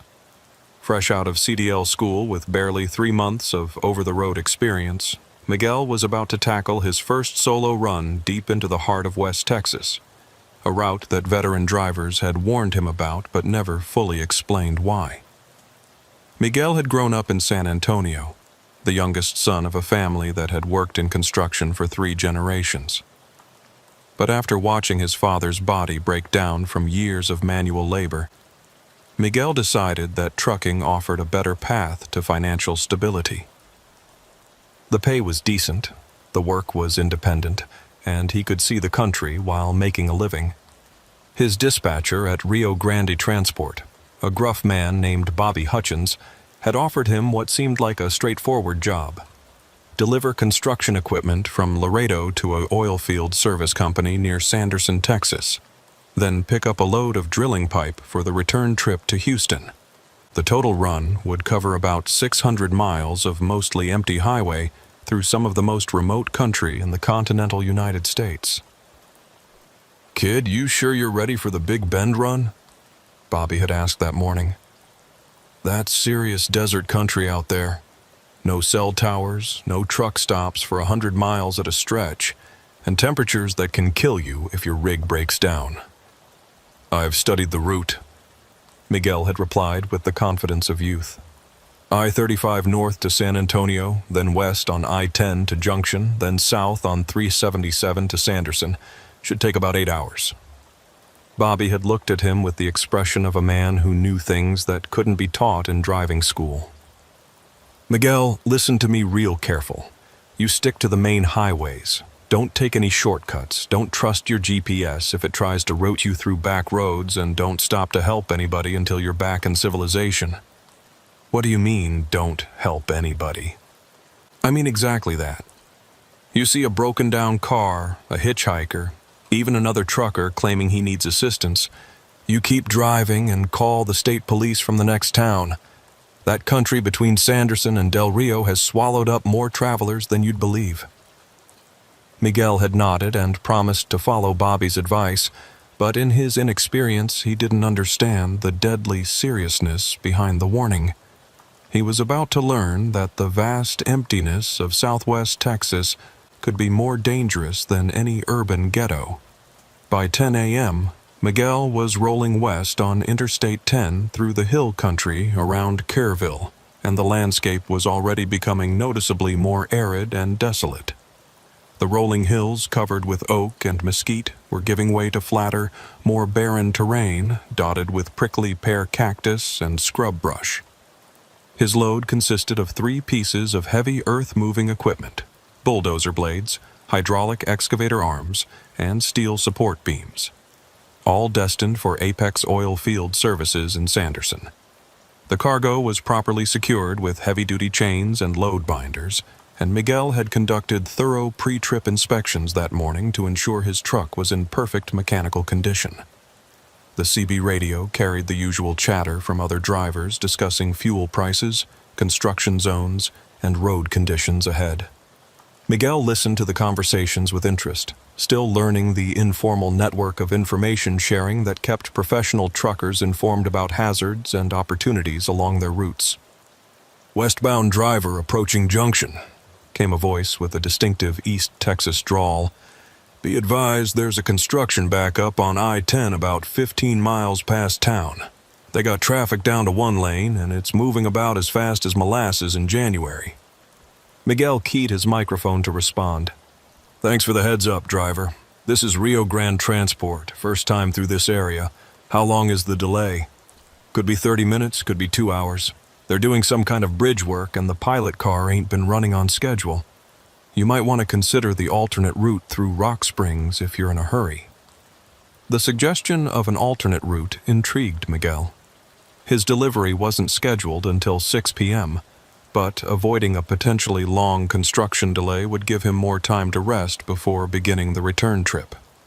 He pulled out his road atlas and studied the network of state highways that crisscrossed the region. According to the map, he could take State Highway 41 south from Junction to State Highway 377, which would reconnect with his planned route near Sanderson. The alternate route would add about 40 miles to his trip, but it would avoid the construction zone entirely and take him through some interesting ranch country that he'd never seen before. Miguel made what he thought was a logical decision. When he reached Junction, instead of continuing west on I-10 toward the construction delay, he turned south onto Highway 41 toward Rock Springs. It was a decision that would nearly cost him his life. State Highway 41 south of Junction was a well-maintained 2-lane road that wound through some of the most beautiful and isolated ranch country in Texas. For the first 30 miles, Miguel enjoyed the scenery. Rolling hills covered with live oak trees, crystal-clear creeks running through limestone valleys, and the occasional ranch headquarters visible in the distance. The road carried very little traffic. In the first hour, Miguel encountered maybe a dozen vehicles, a few pickup trucks driven by ranchers, a couple of RVs with out-of-state plates, and one other semi-truck heading north toward Junction. The lack of congestion was a pleasant change from the busy interstates he was accustomed to driving. Miguel's CB radio picked up occasional transmissions from other truckers on I-10, but the signals became weaker as he traveled farther from the main highway corridor. By the time he reached Rock Springs, the radio was mostly quiet, except for local ranch traffic and the occasional long-distance skip signal from truckers hundreds of miles away. Rock Springs was a small ranching community with a population of maybe 1,500 people, consisting of a few businesses clustered around the courthouse square and residential streets lined with modest homes. Miguel stopped at a combination gas station and convenience store to fuel up and grab a cold drink, taking advantage of the opportunity to stretch his legs and check his cargo. The store clerk, an elderly man with skin weathered by decades of West Texas sun, studied Miguel's truck with interest. "Don't see many big rigs coming through town on 41, the clerk said. "Most of the truckers stick to the interstate." "Avoiding construction delays on I-10, Miguel explained. "GPS shows that 377 south will take me right where I need to go." The clerk's expression changed, and he looked at Miguel with something that might have been concern. "Son, you be real careful on 377 once you get past the turnoff to Camp Wood. That's some of the emptiest country in Texas, and there ain't much between here and Sanderson except rocks and rattlesnakes." "How far is it?" "About 120 miles of 2-lane highway through the middle of nowhere. No cell phone service, no gas stations, and if your truck breaks down, you could be waiting a long time for help." Miguel thanked the clerk for the advice and consulted his road atlas again. The route looked straightforward enough. 377 south through the ranch country, then east to connect with US 90 just north of Sanderson. The atlas showed several small communities along the way, which suggested that the road was well traveled enough to be safe. What Miguel didn't know was that several of those communities marked on his atlas no longer existed, and the road he was planning to travel had a reputation among locals as one of the most dangerous stretches of highway in southwest Texas. The first 50 miles of State Highway 377 south of Rock Springs were uneventful, but increasingly desolate.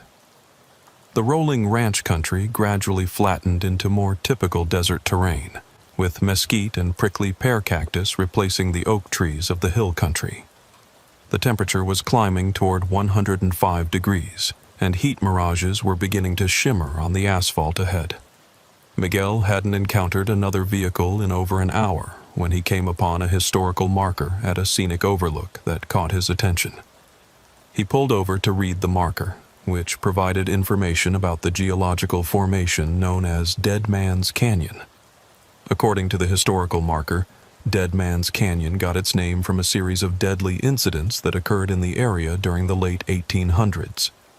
Stagecoach robberies, Apache raids, and travelers who simply disappeared in the harsh desert environment had given the canyon a reputation for danger that persisted into modern times. The marker also noted that the area was prone to flash flooding during rare but intense thunderstorms, and that several motorists had been killed over the years when they attempted to cross flooded low-water crossings. Miguel studied the landscape around the overlook and could see why the area had such a dangerous reputation. The highway descended into a narrow canyon with steep limestone walls on both sides, creating a natural trap where travelers could be easily ambushed or caught in rising water. But on this clear July afternoon, with no clouds in sight and the creek bed below completely dry, the canyon looked more beautiful than threatening. Miguel took a few photos with his phone, planning to share them with his girlfriend back in San Antonio, then climbed back into his truck to continue the journey.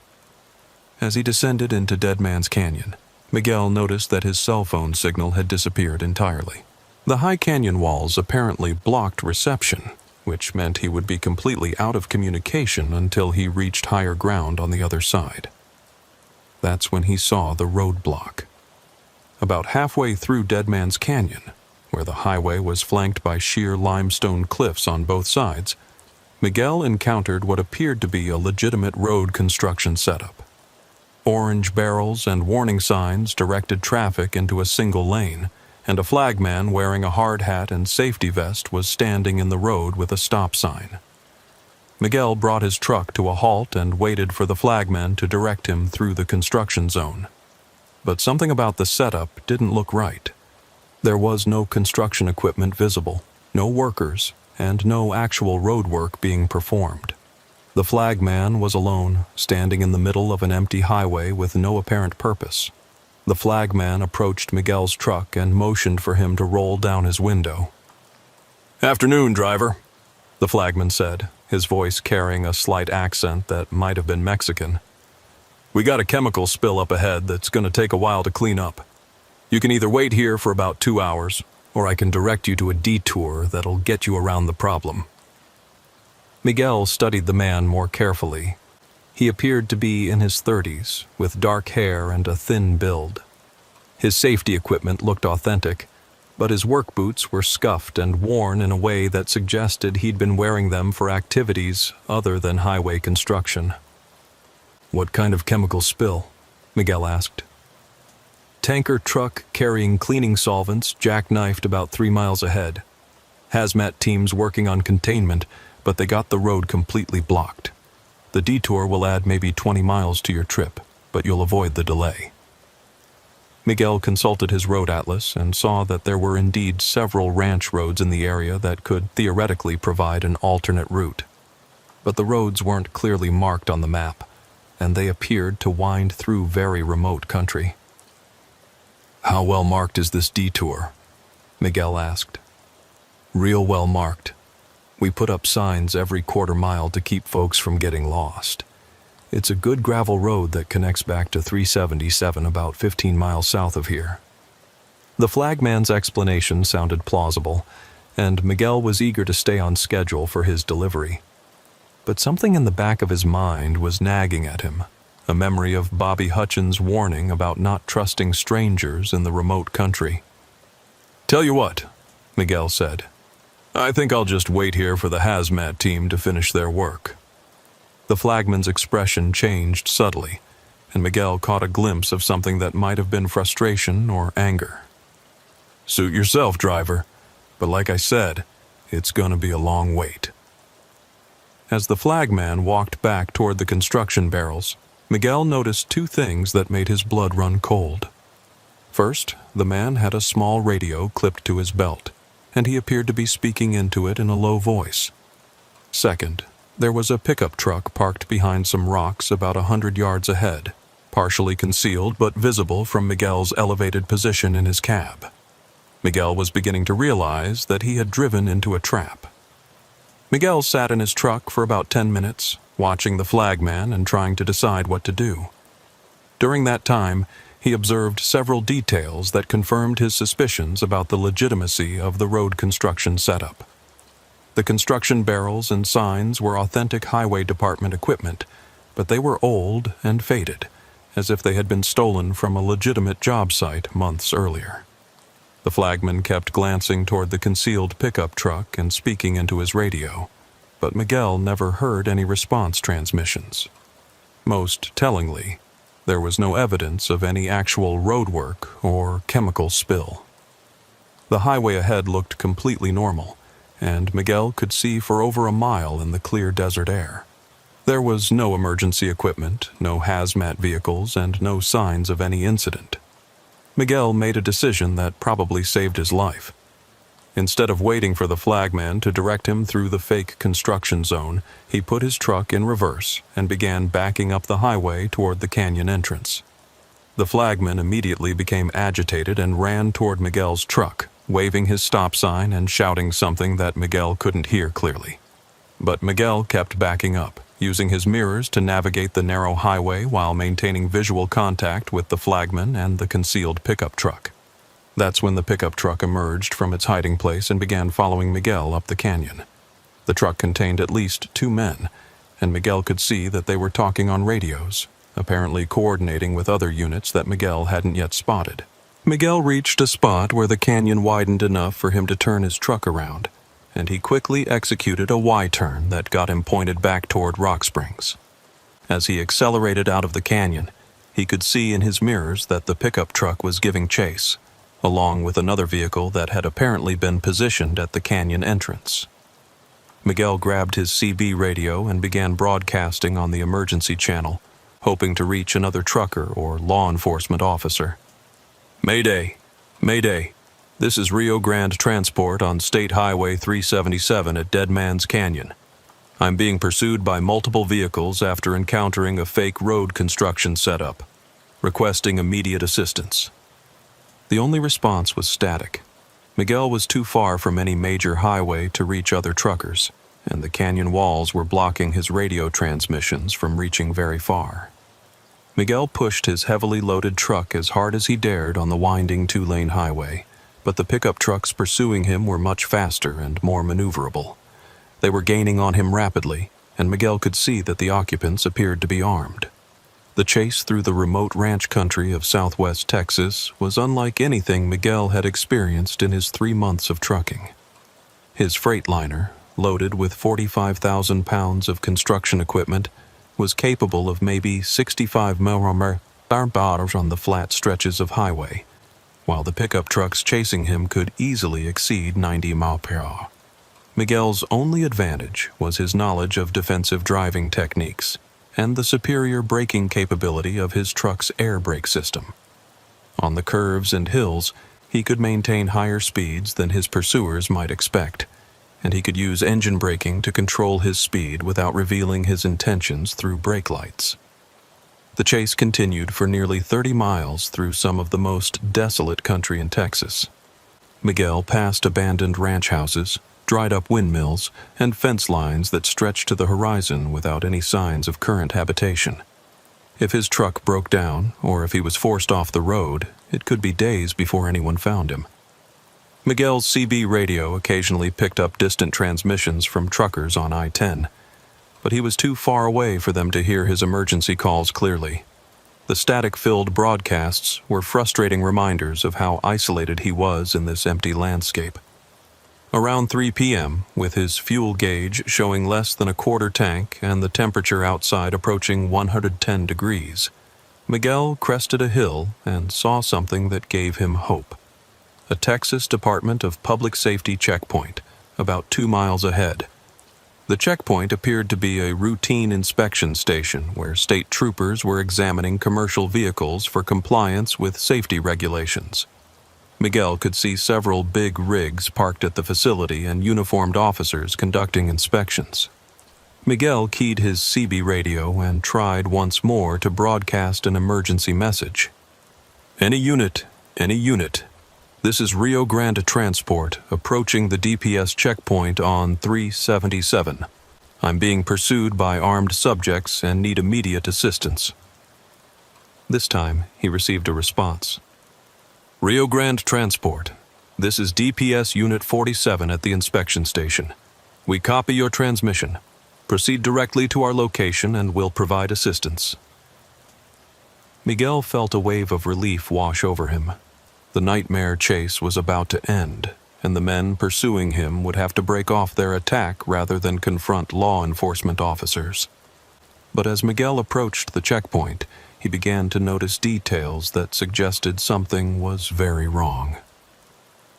The Texas DPS checkpoint looked authentic from a distance, complete with official vehicles, uniformed officers, and the proper signage for a commercial vehicle inspection station. But as Miguel got closer, he began to see inconsistencies that made him question whether he was approaching genuine law enforcement. The patrol cars were the right make and model, but they were older units with faded paint and mismatched equipment.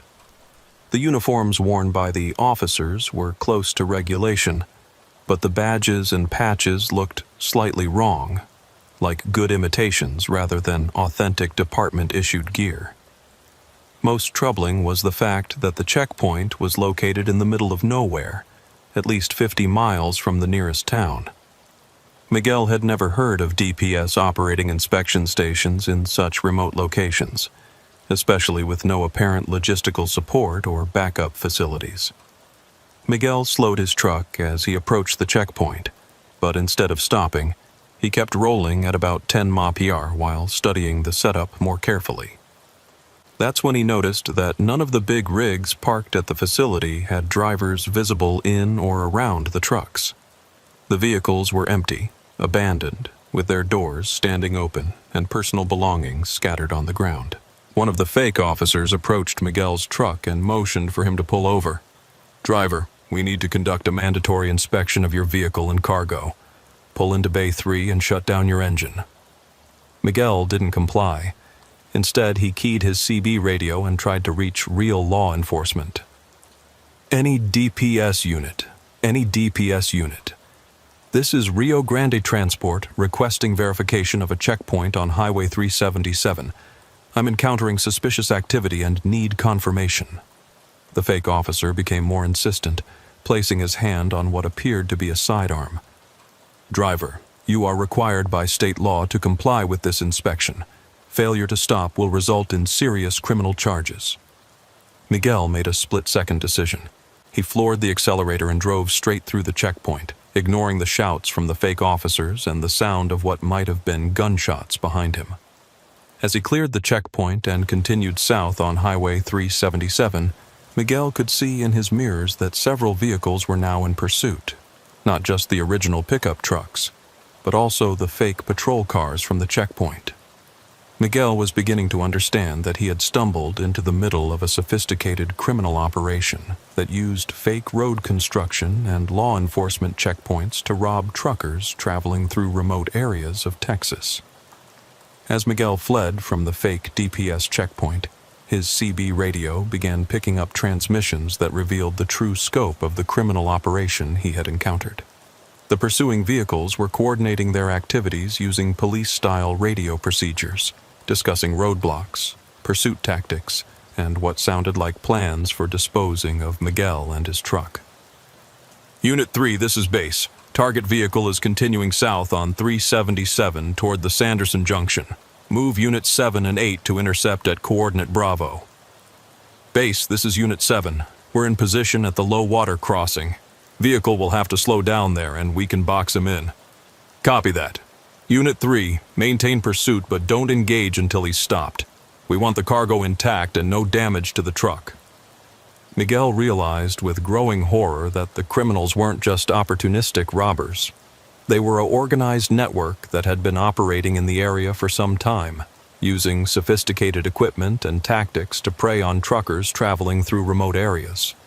The radio transmissions also revealed that Miguel wasn't their first victim. The criminals discussed previous operations, mentioning trucks and drivers by company names and physical descriptions. They talked about processing vehicles and cargo, and about disposal sites in the desert where evidence could be permanently eliminated.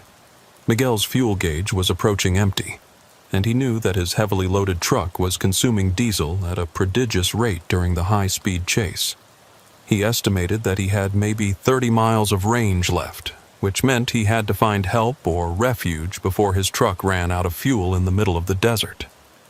The landscape around Highway 377 was becoming increasingly barren as Miguel approached the junction with US 90 near Sanderson.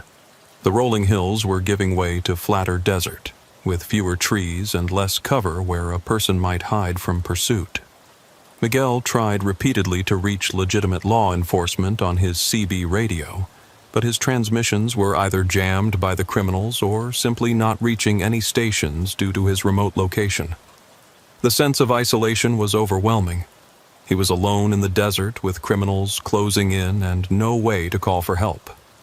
That's when Miguel remembered Bobby Hutchins' advice about sticking to main highways and not trusting GPS routing through back roads.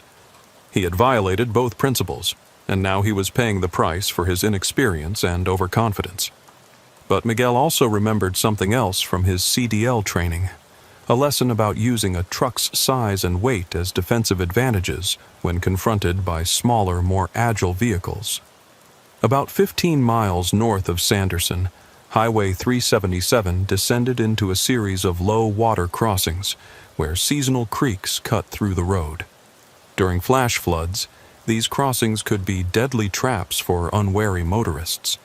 But during the current drought, they were simply dips in the road with concrete culverts carrying minimal water flow. Miguel could see that the criminals had positioned vehicles at the largest of these crossings, creating a roadblock that would force him to stop or attempt to drive around them through rough desert terrain that would probably bog down his heavy truck. As Miguel approached the roadblock, he made a decision that drew on both his training and his desperation.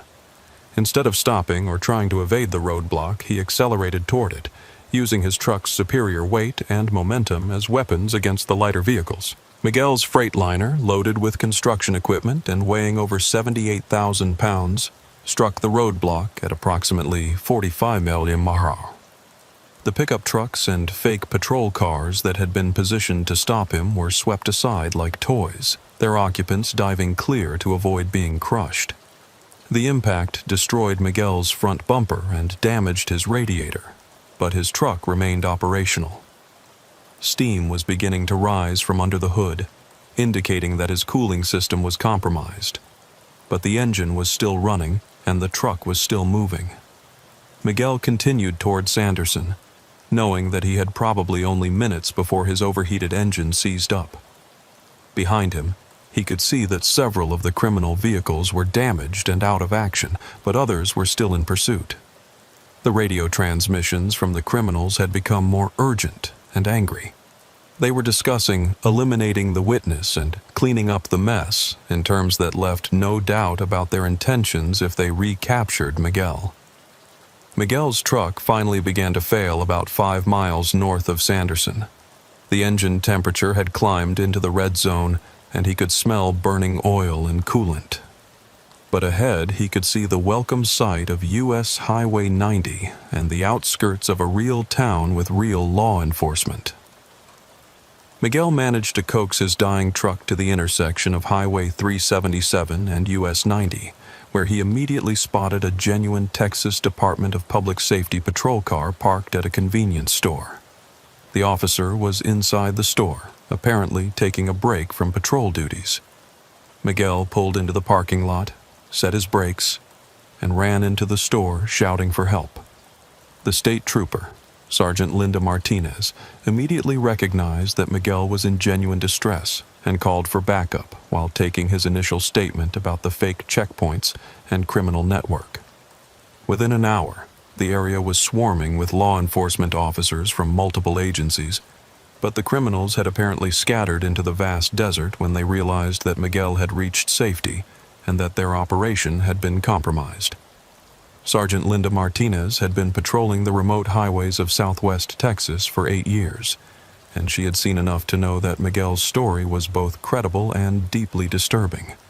The existence of organized criminal networks preying on truckers in remote areas was a persistent problem that law enforcement agencies had been trying to address for years. "Son, you're lucky to be alive," Sergeant Martinez told Miguel as they sat in her patrol car outside the convenience store in Sanderson. "We've had reports of missing truckers in this area for the past 2 years, but we've never had a survivor who could give us detailed information about how these criminals operate." Miguel's truck was steaming in the parking lot, its damaged radiator leaking coolant onto the hot asphalt. The engine had finally seized up completely, but Miguel had managed to reach safety before the mechanical failure stranded him in the desert with his pursuers. Within 30 minutes of Miguel's arrival in Sanderson, the parking lot was filled with law enforcement vehicles. Texas Rangers, DEA agents, Border Patrol officers, and deputies from multiple county sheriff's departments had converged on the scene to coordinate a response to what was clearly a major criminal operation. Captain Robert Hayes of the Texas Rangers took charge of the investigation and immediately began organizing search teams to locate the fake checkpoints and roadblocks that Miguel had described. "We're dealing with a sophisticated criminal enterprise," Captain Hayes explained to Miguel during his formal debriefing. "These people have military-grade communications equipment, stolen law enforcement vehicles, and detailed knowledge of remote highway corridors that most legitimate officers don't even know exist." "How long have they been operating?" Miguel asked. "Based on missing person reports and unsolved cases, probably at least 3 years, maybe longer. The problem is that truckers who travel these remote routes often don't have regular check-in schedules, so when they disappear, it can be days or weeks before anyone reports them missing." Miguel learned that he was actually the 4th trucker in the past year to report encounters with fake law enforcement checkpoints in southwest Texas. The other 3 drivers had managed to avoid being captured, but they hadn't been able to provide law enforcement with enough detailed information to locate the criminals' base of operations. "What happens to the truckers who don't escape?" Miguel asked, though he wasn't sure he wanted to know the answer. Captain Hayes exchanged a look with Sergeant Martinez before responding. "We've found evidence of at least 6 commercial vehicles that were stripped for parts and abandoned in remote areas. The trucks were burned to destroy evidence, and the drivers..." He paused. "Let's just say we're treating this as a homicide investigation." The implications were chilling. Miguel had stumbled into the territory of criminals who were not just robbing truckers, but murdering them and disposing of their bodies in the vast emptiness of the desert. Over the next several hours, multiple law enforcement agencies launched a coordinated search of the area where Miguel had encountered the criminal network. Helicopters equipped with thermal imaging cameras scanned the desert for hidden vehicles and equipment, while ground teams followed Highway 377 looking for evidence of the fake checkpoints. Miguel accompanied one of the search teams, riding with Captain Hayes in an unmarked Texas Ranger vehicle. His first-hand knowledge of the locations and layouts of the criminal operations would be crucial for the investigation. When they reached Dead Man's Canyon, the fake construction zone had been completely removed.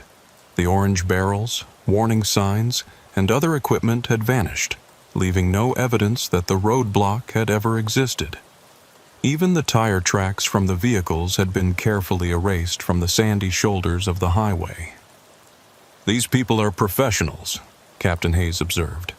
"They can set up and tear down their operations quickly, and they know how to eliminate evidence." The search team continued south to the location of the fake DPS checkpoint, but found only an empty patch of desert beside the highway. Again, all evidence of the criminal operation had been removed, leaving no traces for forensic investigators to analyze. However, one of the helicopter crews reported finding something significant about 10 miles east of Highway 377. A hidden compound in a remote canyon that contained multiple buildings, vehicles, and what appeared to be a truck dismantling operation. The compound was accessible only by a rough dirt road that wasn't marked on any map, and it was concealed from aerial observation by natural rock formations and carefully placed camouflage netting. The criminals had chosen their location well. It was virtually invisible unless you knew exactly where to look. Captain Hayes coordinated a tactical approach to the compound with multiple agencies providing support. Border Patrol agents familiar with desert operations would approach from the south. DEA agents would cover the western approach, and Texas Rangers would assault the main entrance from the north. Miguel was positioned with the command post about 2 miles from the compound, where he could monitor radio communications and provide additional intelligence about the criminals he had encountered. The raid was scheduled for dawn the following morning, when the criminals would be least alert and the tactical teams would have the advantage of surprise. The pre-dawn raid on the criminal compound revealed the scope and sophistication of the operation that had been preying on truckers in southwest Texas. The facility contained multiple buildings, a vehicle maintenance shop, a communications center, and evidence of at least a dozen truck hijackings dating back several years. The main building served as a command center where the criminals coordinated their operations using stolen law enforcement radio equipment and detailed maps of remote highway corridors throughout Texas, New Mexico, and northern Mexico. The walls were covered with photographs of trucks, routes, and potential targets, suggesting that the group had been systematically surveilling the trucking industry. The vehicle maintenance shop contained parts from numerous commercial trucks, engines, transmissions, and valuable components that had been stripped from hijacked vehicles. Many of the parts bore VIN numbers that matched missing trucks from law enforcement databases. Most disturbing was the discovery of a crematorium in one of the outbuildings, along with personal effects from missing truckers, wallets, identification documents, and CB radios that had belonged to drivers who had vanished in the area over the past several years. The tactical teams arrested 7 individuals at the compound, all of whom were armed and several of whom had extensive criminal records including charges for armed robbery, vehicle theft, and homicide. The leader of the group, a man named Carlos Mendoza, had previously served time for truck hijacking in California before apparently relocating to Texas. Captain Hayes briefed Miguel on the findings after the raid was completed. "We found evidence linking this group to at least 12 missing truckers over the past 4 years. They were targeting drivers who traveled remote routes, using fake emergencies and law enforcement checkpoints to force trucks to stop in isolated areas." "What happened to all those drivers?" Miguel asked. "Based on what we found at the compound, we believe they were murdered after the trucks were hijacked. The criminals were selling the cargo on the black market, stripping the trucks for parts, and eliminating witnesses who could identify them." Miguel felt sick thinking about how close he had come to sharing the fate of those other drivers. His decision to trust his instincts and flee from the fake checkpoint had literally saved his life. "How did they choose their targets?" Miguel asked. "They monitored CB radio traffic and truck stop communications to identify drivers who were traveling alone on remote routes. They also had contacts at truck stops who would provide information about valuable loads and delivery schedules. The investigation revealed that the criminal network had connections throughout the trucking industry, with informants at truck stops, loading facilities, and even some trucking companies who would provide intelligence about high-value loads and vulnerable drivers. As federal investigators processed the evidence seized from the compound, a more disturbing picture emerged of the criminal network's operations and connections. The group hadn't been working alone. They were part of a larger organization that operated similar schemes throughout the southwestern United States. Agent Sarah Collins from the FBI's Organized Crime Task Force arrived in Sanderson to coordinate the expanded investigation. She explained to Miguel that his escape had provided law enforcement with a crucial break in a multi-state investigation that had been ongoing for over 2 years. This group in Texas was just one cell of a much larger operation, Agent Collins explained. We've been tracking similar truck hijacking rings in Arizona, New Mexico, and Nevada. They all use the same methods: fake emergencies, fraudulent law enforcement checkpoints, and carefully chosen remote locations.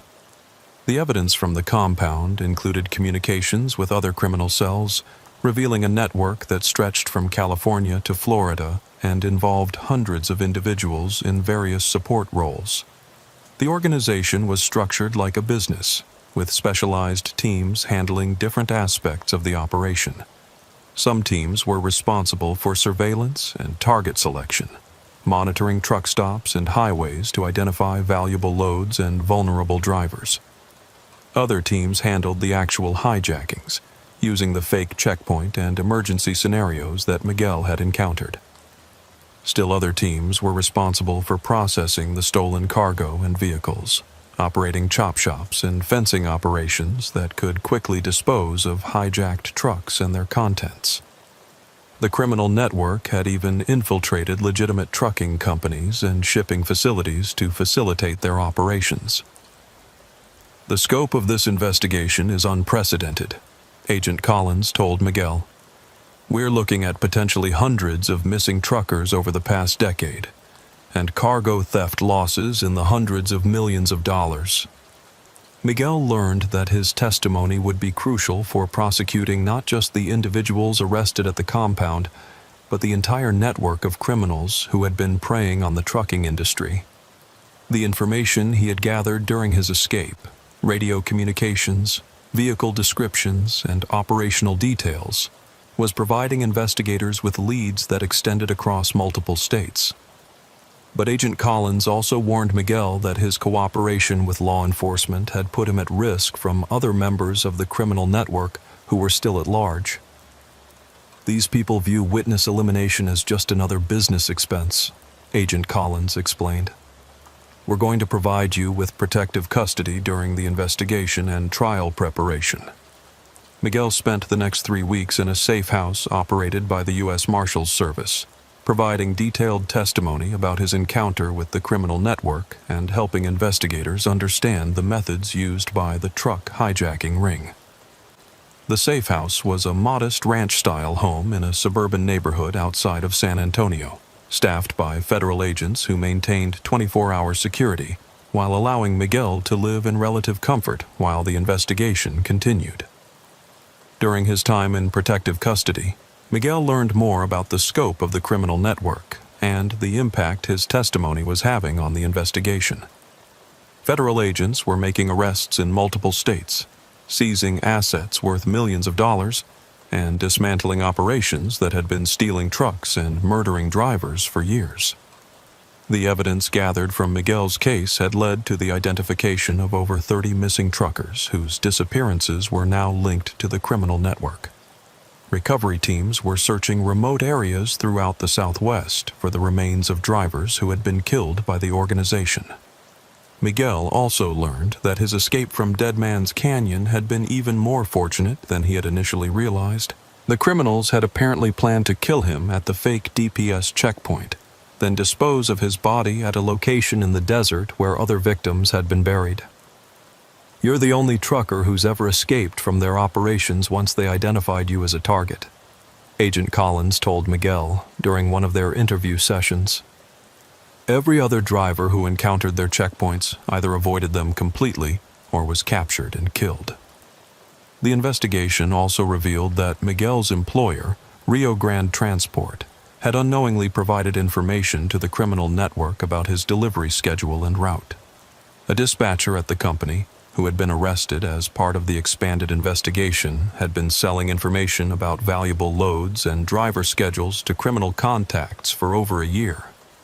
Bobby Hutchins, your dispatcher, wasn't involved in the criminal activity, Agent Collins assured Miguel. But someone else at your company was providing the criminals with intelligence about Rio Grande drivers and their loads. Miguel felt violated by the revelation that someone at his own company had been setting up drivers for robbery and murder. The trucking industry was supposed to be a community of professionals who looked out for each other, but the criminal network had corrupted that trust for their own profit. As the federal investigation expanded, Miguel found himself at the center of a complex legal proceeding that would involve testimony in multiple jurisdictions against dozens of defendants. The U.S. Attorney's Office was preparing what they described as the largest truck hijacking prosecution in American history. Miguel worked with federal prosecutors to prepare his testimony for what would be a series of trials extending over several months. His first-hand account of the criminal network's operations would be crucial for securing convictions against the key figures in the organization. Assistant U.S. Attorney Maria Gonzalez, who was leading the prosecution team, explained to Miguel the importance of his testimony and the challenges they would face in court. The defense attorneys are going to try to discredit your account by claiming that you were confused, dehydrated, or hallucinating due to the stress of the situation, she warned Miguel. We need to make sure that every detail of your testimony is accurate and consistent. Miguel spent hours reviewing his account of the events, studying photographs of the defendants, and preparing for the aggressive cross-examination he would face from defense attorneys. The preparation was exhausting, but Miguel was determined to see justice done for the other truckers who hadn't been as fortunate as he had been. During the trial preparation, Miguel also learned more about the individual criminals who had been arrested. Carlos Mendoza, the leader of the Texas cell, had a history of violent crime dating back over 20 years, including previous convictions for armed robbery and aggravated assault. Several of the other defendants had military backgrounds and specialized knowledge of communications, weapons, and tactical operations that they had used to make their criminal activities more sophisticated and deadly. The criminal network had also corrupted law enforcement personnel in some areas, bribing local officers to ignore their activities and even providing advance warning of law enforcement operations. The investigation had led to the arrest of 3 police officers and a sheriff's deputy who had been working with the criminals. This case is going to send a message throughout the trucking industry that law enforcement takes these crimes seriously, Attorney Gonzalez told Miguel. Your courage in escaping from these criminals and cooperating with our investigation is going to help protect thousands of other drivers. But Miguel was also warned that the trial process would be lengthy and potentially dangerous. Some members of the criminal network were still at large, and there was concern that they might attempt to intimidate or harm witnesses who were cooperating with law enforcement. After 3 weeks in protective custody, Miguel was allowed to return to his normal life, though with ongoing security precautions and regular check-ins with federal agents. His truck had been repaired at government expense, and Rio Grande Transport had offered him a new position with better pay and more secure routes. But Miguel found that his experience with the criminal network had changed his perspective on trucking and his approach to the profession. The innocent confidence he had felt as a rookie driver was gone, replaced by a hard-earned awareness of the real dangers that existed on America's highways. Bobby Hutchins, his dispatcher at Rio Grande Transport, greeted Miguel's return with a mixture of relief and respect. The older man had heard about Miguel's ordeal through the trucking community's informal communication networks, and he was impressed by the young driver's survival skills and courage. Miguel, I've been in this business for 30 years, and I've never heard of a driver who went through what you experienced and lived to tell about it, Bobby said. You've got the instincts and the backbone to be a successful trucker, but you also learned some hard lessons about the dangers that are out there. Miguel's first assignment after returning to work was a routine delivery from San Antonio to Dallas. A safe, well-traveled route on major highways with good communications coverage and plenty of law enforcement presence. It was a deliberate choice by the company to help Miguel regain his confidence gradually.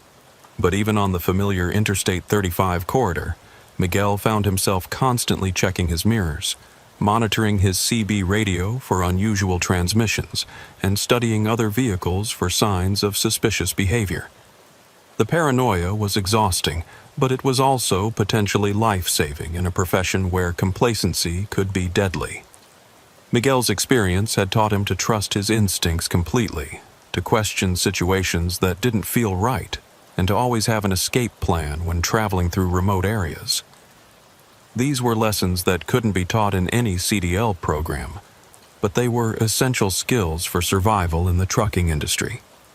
Other drivers at Rio Grande Transport began seeking out Miguel's advice about security and safety procedures. His reputation as a driver who had survived an encounter with organized criminals made him something of a legend in the local trucking community. 6 months after his escape from Dead Man's Canyon, Miguel found himself testifying in federal court in San Antonio as the government began its prosecution of the truck hijacking network. The courtroom was packed with law enforcement officers, media representatives, and family members of missing truckers who hoped that the trial would provide answers about their loved ones' disappearances. Miguel's testimony was detailed and compelling, walking the jury through every aspect of his encounter with the criminal network. He described the fake construction zone, the pursuit through the desert, and the false DPS checkpoint with a precision that impressed both prosecutors and defense attorneys. The defense strategy, as Attorney Gonzalez had predicted, was to attack Miguel's credibility and claim that he had misinterpreted innocent activities as criminal behavior. Defense attorneys suggested that Miguel had been confused by heat exhaustion, that he had panicked unnecessarily, and that the alleged criminals were actually legitimate road workers and law enforcement officers. But the physical evidence from the compound raid supported Miguel's testimony completely. The stolen truck parts, the personal effects from missing drivers, and the communications equipment used to coordinate the criminal operations corroborated every aspect of his account. Carlos Mendoza, the leader of the criminal network, was an intimidating figure who stared at Miguel throughout his testimony, apparently trying to frighten him into changing his story. But Miguel had faced down armed criminals in the desert, and he wasn't going to be intimidated by courtroom theatrics. During cross-examination, Mendoza's attorney tried to paint Miguel as an unreliable witness whose testimony was motivated by a desire for publicity and financial gain. But Miguel's calm, consistent responses and his obvious sincerity convinced the jury that he was telling the truth about his ordeal. The trial revealed additional disturbing details about the criminal network's operations, including testimony from other law enforcement officers about the discovery of mass grave sites in the desert where the remains of murdered truckers had been found. Federal agents testified about the scope of the investigation, the connections between the Texas cell and similar operations in other states, and the sophisticated methods used by the criminals to target and capture their victims. The evidence presented during the trial painted a picture of a ruthless criminal organization that viewed truck drivers as expendable resources to be exploited for profit. The casual brutality with which they had murdered their victims shocked even experienced law enforcement officers. The federal jury deliberated for less than 6 hours before returning guilty verdicts on all counts against Carlos Mendoza and his co-conspirators. The evidence presented during the trial had been overwhelming, and Miguel's testimony had been the crucial factor that tied together all aspects of the prosecution's case. Mendoza was sentenced to life in prison without the possibility of parole for his role in organizing and leading the criminal network. His co-conspirators received sentences ranging from 25 to 50 years for their participation in the truck hijacking and murder conspiracy. The sentences sent a clear message throughout the criminal underworld that truck hijacking would be met with the full force of federal law enforcement. Similar prosecutions in other states resulted in additional convictions and lengthy prison sentences for criminals who had been preying on the trucking industry. Miguel attended the sentencing hearing and had the opportunity to address the court about the impact of his experience on his life and career. He spoke about the truckers who had been murdered by the criminal network, the families who had lost loved ones, and the need for continued vigilance to protect drivers who traveled remote highways. These criminals didn't just steal trucks and cargo, Miguel told the court. They attacked the foundation of trust that makes the trucking industry possible. They turned the professional courtesy that drivers show to each other into a weapon that they use to murder innocent people. Judge Patricia Williams, who presided over the trial, praised Miguel's courage in escaping from the criminals and cooperating with law enforcement. Mr. Santos, your actions in this case have undoubtedly saved the lives of other truck drivers who might have fallen victim to this criminal network. Your testimony has been instrumental in bringing these dangerous criminals to justice. The successful prosecution of the truck hijacking network led to changes in how law enforcement agencies approached transportation crime. New task forces were established to coordinate investigations across state lines, and federal funding was increased for operations targeting criminal networks that preyed on the trucking industry. Miguel's case also led to changes in trucking industry security practices. Companies began implementing better communication protocols for drivers traveling remote routes, and industry organizations developed training programs to help drivers recognize and avoid dangerous situations. But perhaps most importantly, Miguel's story became part of the informal knowledge that was passed down from experienced drivers to newcomers in the industry. His example of trusting his instincts and refusing to comply with suspicious authority figures became a model for how truckers should respond to potentially dangerous encounters. 2 years after his ordeal in Dead Man's Canyon, Miguel had established himself as one of Rio Grande Transport's most reliable and safety-conscious drivers. His experience with the criminal network had made him more cautious and aware, but it had also given him knowledge and instincts that made him valuable to his employer and respected by his peers. Miguel now worked as both a driver and a safety instructor, helping to train new drivers about the real dangers they might encounter on America's highways. His first-hand experience with criminal activity gave his safety presentations a credibility that couldn't be achieved through textbook learning alone. The most important lesson I learned, Miguel would tell new drivers during his safety presentations, is that your instincts are usually right. If something feels wrong about a situation, it probably is wrong. Don't let politeness or inexperience override your survival instincts. Miguel's route assignments had evolved to include some of the most challenging and potentially dangerous runs in the company's network. His proven ability to handle dangerous situations made him the driver of choice for high-value loads traveling through remote areas. But Miguel had also learned to appreciate the support network that existed within the trucking community. Experienced drivers who had heard about his encounter with the criminal network would often check on him via CB radio when they saw his truck on the highway, and truck stops along his regular routes kept track of his schedule to ensure that he arrived safely. The criminal network that had targeted Miguel was gone, but he knew that other dangerous individuals and organizations continued to prey on truckers. The vast emptiness of the American West would always attract criminals who wanted to operate beyond the reach of law enforcement, and truckers would always be vulnerable when traveling through remote areas. Miguel's advice to other drivers was simple but potentially life-saving. Stay alert, trust your instincts, maintain communications with other drivers and dispatchers, and never hesitate to flee from a situation that doesn't feel right. Being polite won't save your life, Miguel would conclude his safety presentations. But being smart and cautious will. The desert doesn't forgive mistakes, and neither do the criminals who operate out there. Miguel's experience in Dead Man's Canyon had transformed him from a naive rookie into a seasoned professional who understood the real dangers of his chosen career. But it had also reinforced his appreciation for the trucking industry and the community of drivers who shared the roads and looked out for each other. The highway ahead would always contain unknown dangers, but Miguel now had the knowledge and experience to recognize those dangers and respond appropriately. His survival had made him not just a better driver, but a guardian of the safety lessons that could protect other truckers from sharing the fate of those who had been less fortunate in their encounters with the criminals who haunted America's remote highways. 3 years after the successful prosecution of the Dead Man's Canyon criminal network, Miguel Santos had settled into what he thought would be a routine career as a senior driver and safety instructor at Rio Grande Transport.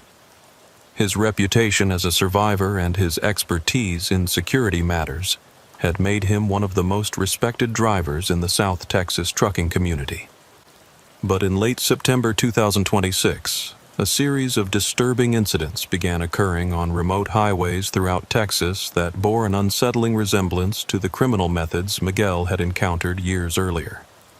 The first report came from a driver named Tommy Morrison, who had narrowly escaped what appeared to be a fake Border Patrol checkpoint on a back road near Eagle Pass. "It was just like what you described, Miguel," Tommy told him during a meeting at the Rio Grande terminal. "Professional-looking uniforms, authentic-seeming vehicles, but something felt wrong about the whole setup. When I asked to see their supervisor, they got nervous and let me go."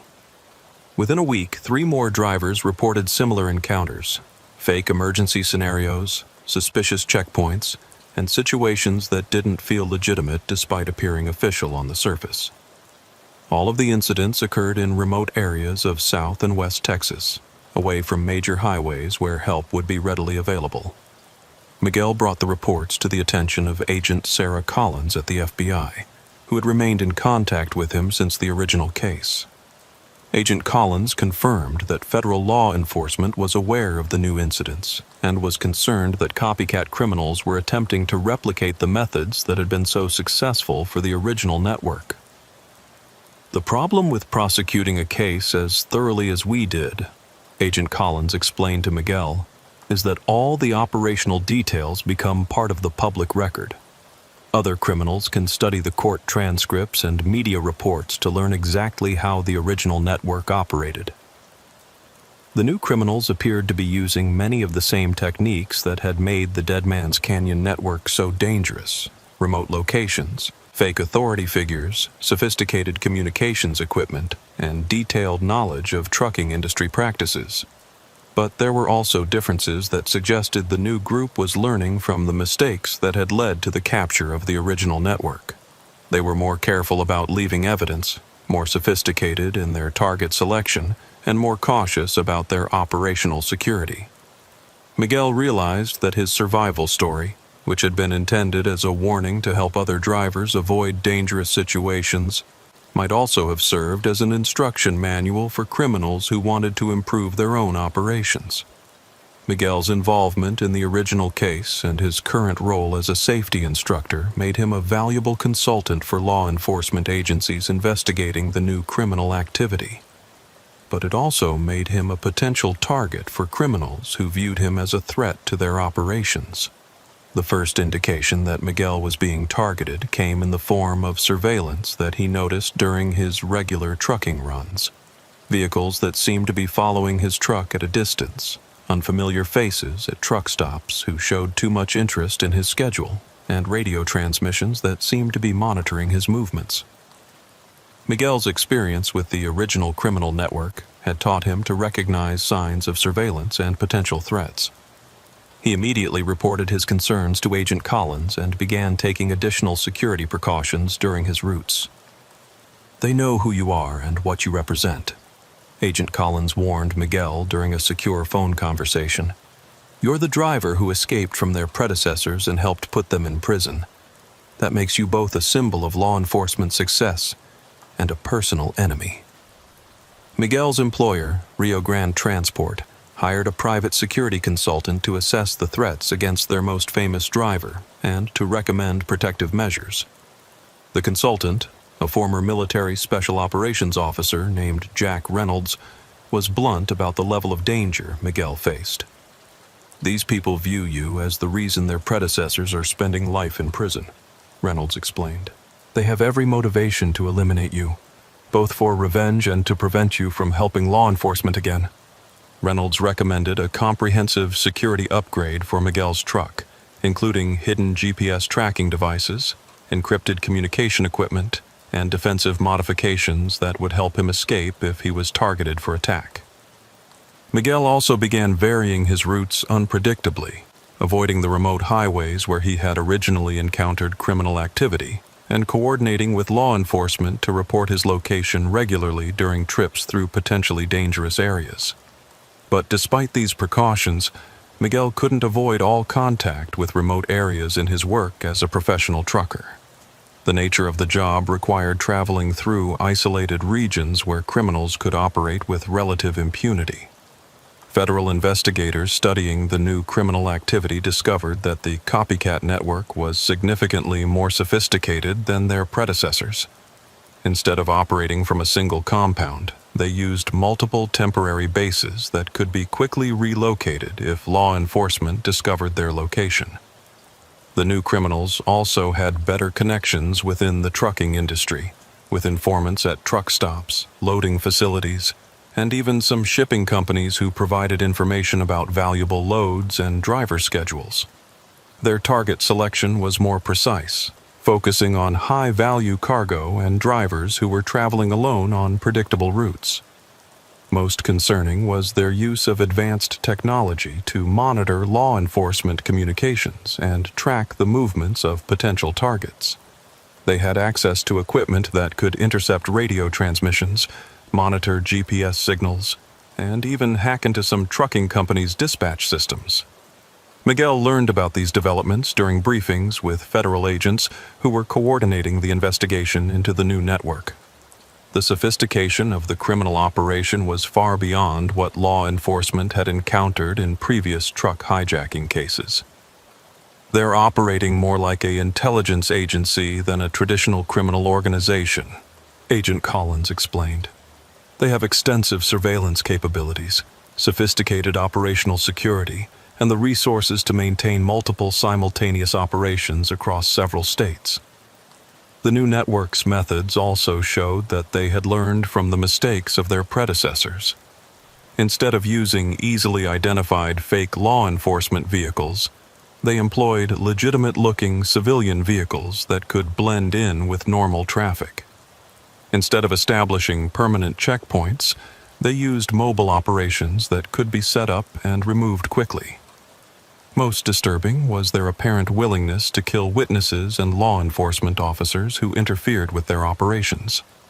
Unlike the original network, which had primarily targeted truckers, the new criminals seemed prepared to escalate their violence against anyone who threatened their activities. Miguel realized that his expertise in recognizing and avoiding criminal operations might not be sufficient against opponents who were specifically studying his methods and adapting their tactics accordingly. The psychological pressure on Miguel intensified when the criminals began a deliberate campaign of harassment designed to frighten him and disrupt his normal life. They demonstrated that they knew his home address, his regular routes, and his personal schedule in ways that were clearly intended to intimidate him. Miguel began receiving anonymous phone calls at all hours, with callers who would hang up immediately or play recordings of radio transmissions from his original encounter with the Dead Man's Canyon network. The calls were traced to disposable cell phones that were discarded after each use, making them impossible to track back to their source. His truck was vandalized twice while parked at truck stops, with messages spray-painted on the trailer that referenced his testimony in the original criminal trials. The vandalism was carefully calculated to avoid causing mechanical damage that would strand him in dangerous locations, but to make it clear that the criminals could reach him anywhere. Most unsettling were the surveillance incidents where Miguel would spot the same vehicles or individuals at multiple locations along his routes, confirming that he was being systematically watched and his movements were being tracked by hostile forces. The psychological impact of being stalked by professional criminals was exhausting and stressful. Miguel found himself constantly checking his mirrors, avoiding his usual stops, and changing his routines in ways that made his job more difficult and less enjoyable. His wife, Maria, whom he had married 2 years after his original ordeal, was also affected by the harassment campaign. She received anonymous phone calls at their home, and their neighborhood was occasionally surveilled by vehicles with tinted windows and unknown occupants. "This has to stop," Maria told Miguel during one of their discussions about the ongoing threats. "These people are trying to destroy our lives, even though you did the right thing by helping law enforcement." Miguel contacted Agent Collins about escalating the federal protection available to him and his family. But law enforcement resources were limited, and the criminals were careful to avoid activities that would provide clear evidence of criminal behavior. The stalking campaign was designed to operate in the gray area between harassment and actual criminal activity, making it difficult for law enforcement to take decisive action while still achieving the goal of intimidating and isolating Miguel. In early December 2026, Miguel received what appeared to be a routine assignment from his dispatcher at Rio Grande Transport, a high-priority delivery of automotive parts from San Antonio to a manufacturing plant in Odessa. The load was valuable but not unusual, and the route was primarily on major highways through familiar territory. But as Miguel studied the shipping documents more carefully, he noticed several details that troubled him. The pickup location was a warehouse complex on the outskirts of San Antonio that he wasn't familiar with. The delivery was scheduled for late evening rather than normal business hours, and the customer contact information seemed incomplete. Miguel's experience with criminal networks had taught him to be suspicious of loads that deviated from normal patterns, especially when they involved unfamiliar facilities or unusual scheduling. He decided to conduct additional research before accepting the assignment.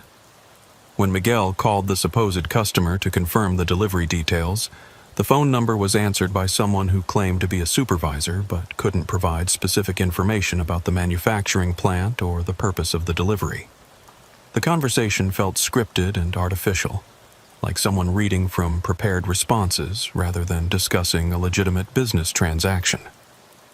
Miguel also discovered that the pickup location was a recently rented warehouse space that had no established business history and wasn't listed in any industry directories. The rental agreement was paid for with cash and registered to a company name that didn't exist in state business records. All of these factors suggested that the delivery assignment was not a legitimate business transaction, but rather an attempt to lure Miguel into a controlled situation where he could be attacked by the criminal network that had been stalking him. Miguel contacted Agent Collins and security consultant Jack Reynolds to discuss his suspicions about the suspicious assignment. Both professionals agreed that the load showed multiple indicators of being a trap designed to capture or eliminate Miguel. "This has all the hallmarks of a setup," Reynolds warned Miguel. "They're using your employer's legitimate dispatch system to create an assignment that appears routine but leads you into a situation they can control." The question was whether Miguel should avoid the assignment entirely, or use it as an opportunity to help law enforcement locate and capture the criminals who had been harassing him for months.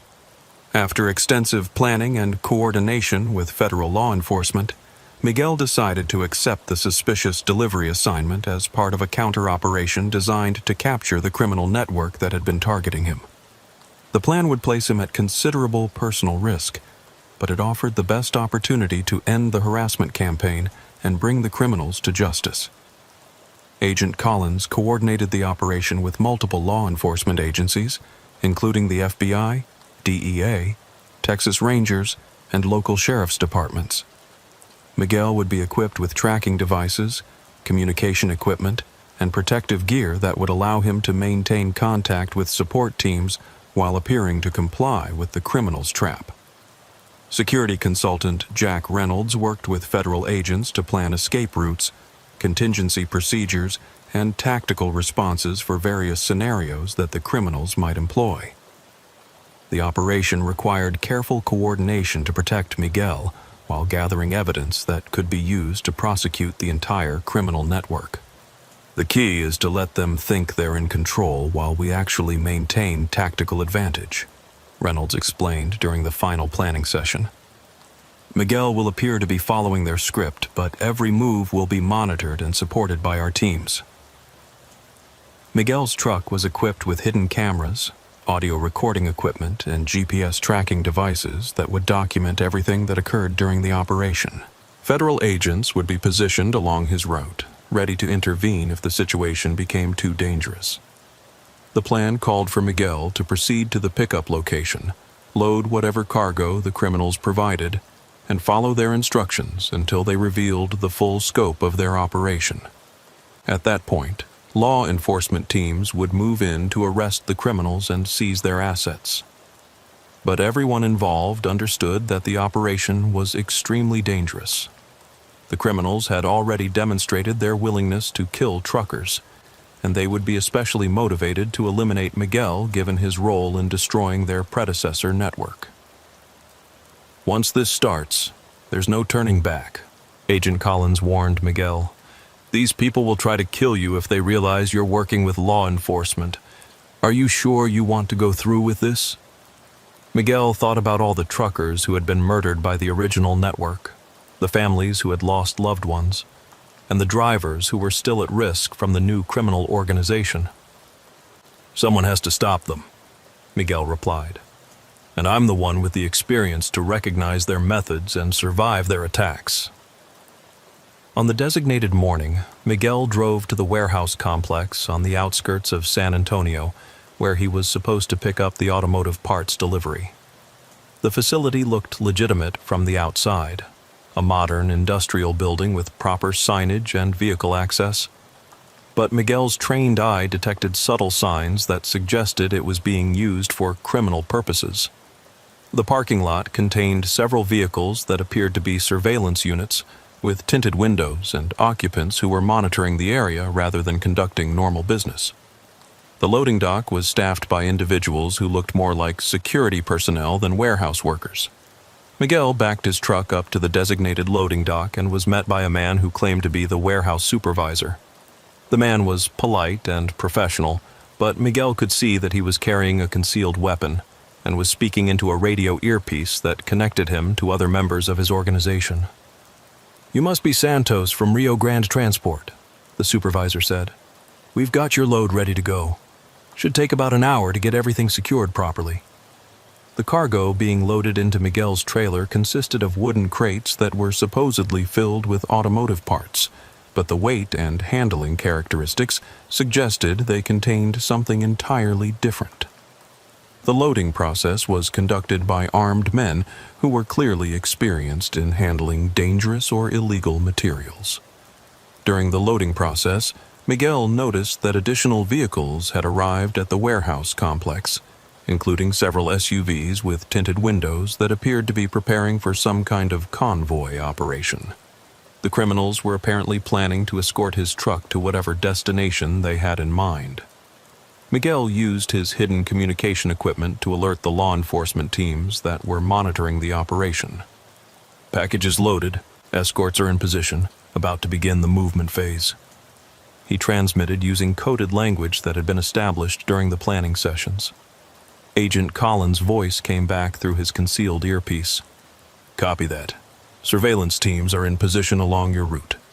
Proceed with the operation, but be ready to abort if the situation becomes too dangerous."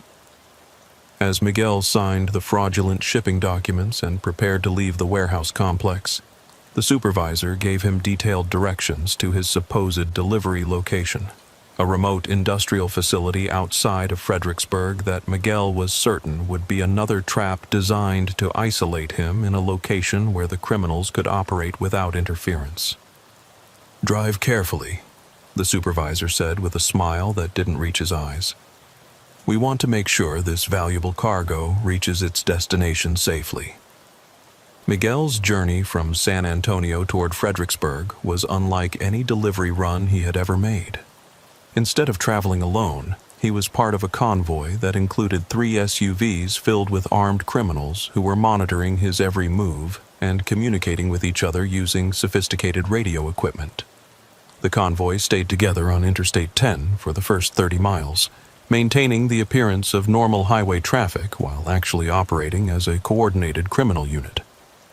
Miguel could see the occupants of the escort vehicles watching him carefully and occasionally speaking into radio microphones. Federal law enforcement surveillance teams were also monitoring the convoy, but they had to maintain significant distance to avoid detection by the criminals' counter-surveillance efforts. The criminals were clearly experienced in operational security and were taking precautions against law enforcement interference. About an hour into the journey, the convoy left Interstate 10 and began following a series of back roads that led into the hill country west of San Antonio. The route was taking them through increasingly remote areas where law enforcement backup would be farther away and criminal activities could be conducted with less risk of detection.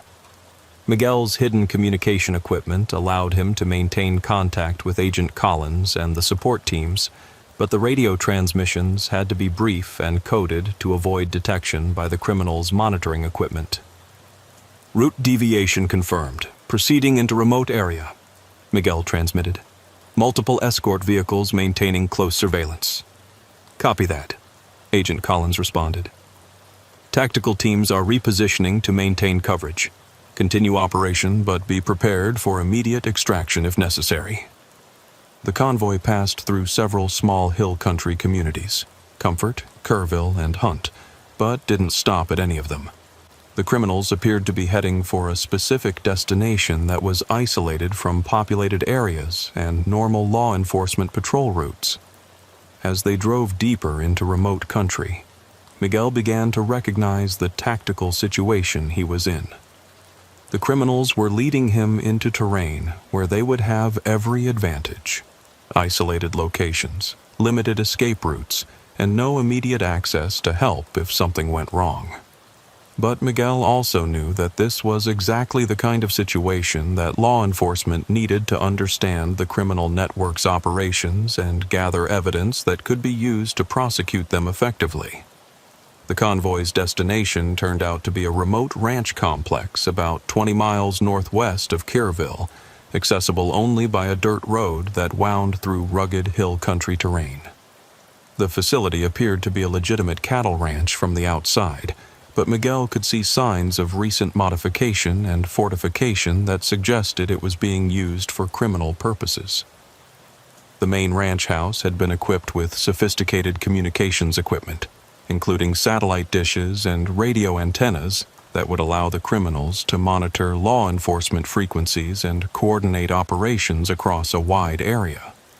Several outbuildings had been converted into what appeared to be storage and processing facilities. Most ominously, Miguel could see evidence of recent excavation work behind the main buildings.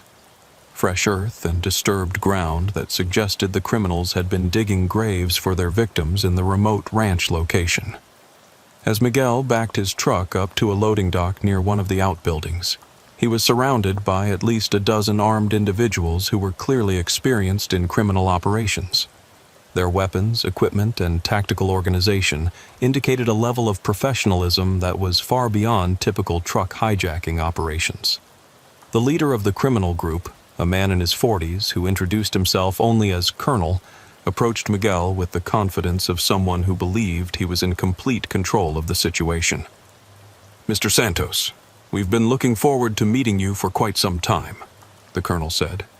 "Your reputation precedes you, and we have some business to discuss regarding your previous interference with our associates' operations." Miguel realized that he had been lured to the ranch not just to be robbed or killed, but to be interrogated about law enforcement methods and to serve as an example to other drivers who might consider cooperating with authorities. "I don't know what you're talking about," Miguel replied, trying to maintain the pretense that he was just a driver making a routine delivery. "Please don't insult our intelligence," the colonel responded. "We know exactly who you are, what you've done, and why you're here. The question is whether you're going to cooperate with us voluntarily or whether we'll need to use more persuasive methods." Miguel used his hidden communication equipment to send a prearranged distress signal to the law enforcement teams. "Package delivered. Situation compromised. Requesting immediate tactical support." He transmitted using emergency codes, but he wasn't sure if his transmission had been received. or if help would arrive in time to prevent the criminals from carrying out whatever plans they had for him. The criminals escorted Miguel into the main ranch house, where they had prepared what was obviously an interrogation facility. The room contained chairs equipped with restraints, video recording equipment, and various tools that Miguel recognized as instruments of torture. "We're going to have a conversation about your cooperation with federal law enforcement," the colonel explained as his men secured Miguel to one of the chairs. "We want to know everything about their investigation methods, their surveillance techniques, and their plans for operations against our organization." Miguel realized that the criminals viewed him as a source of intelligence about law enforcement capabilities, not just as a target for revenge. They wanted to extract information that would help them avoid capture and continue their criminal operations. "I was just a witness," Miguel said. "I don't know anything about law enforcement methods or investigations." "Mr. Santos, we've done extensive research on your case. We know that you spent weeks working with federal agents, that you provided detailed testimony about criminal operations, and that you continue to serve as a consultant for law enforcement agencies. You have exactly the kind of information we need." The colonel activated the video recording equipment and began a systematic interrogation designed to extract every detail of Miguel's knowledge about law enforcement methods. The questions were specific and informed, indicating that the criminals had access to detailed information about the original investigation and prosecution. Meanwhile, Miguel was using his training in resistance to interrogation to provide misleading information while appearing to cooperate with his captors. He gave them enough accurate details to maintain credibility while withholding the most sensitive information about law enforcement capabilities. But the interrogation was also serving as a delay tactic, while Miguel hoped that federal agents were tracking his location and preparing a rescue operation. His hidden communication equipment was still functioning, and he was sending periodic status updates whenever the criminals weren't directly monitoring him. "Tactical situation stable. Maintaining cover. Location confirmed," Miguel transmitted during a brief break in the questioning. Agent Collins' voice came back through his concealed earpiece.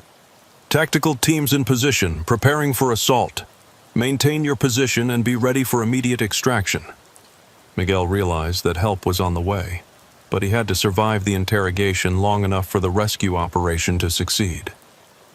The federal law enforcement assault on the criminal ranch complex began at exactly 4:30 p.m., coordinated between FBI tactical teams, Texas Rangers, and local sheriff's deputies who had surrounded the facility during Miguel's interrogation.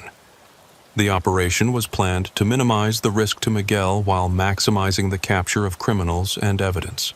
Snipers took out the perimeter guards simultaneously, while tactical teams breached the main buildings from multiple directions to prevent the criminals from harming their prisoner.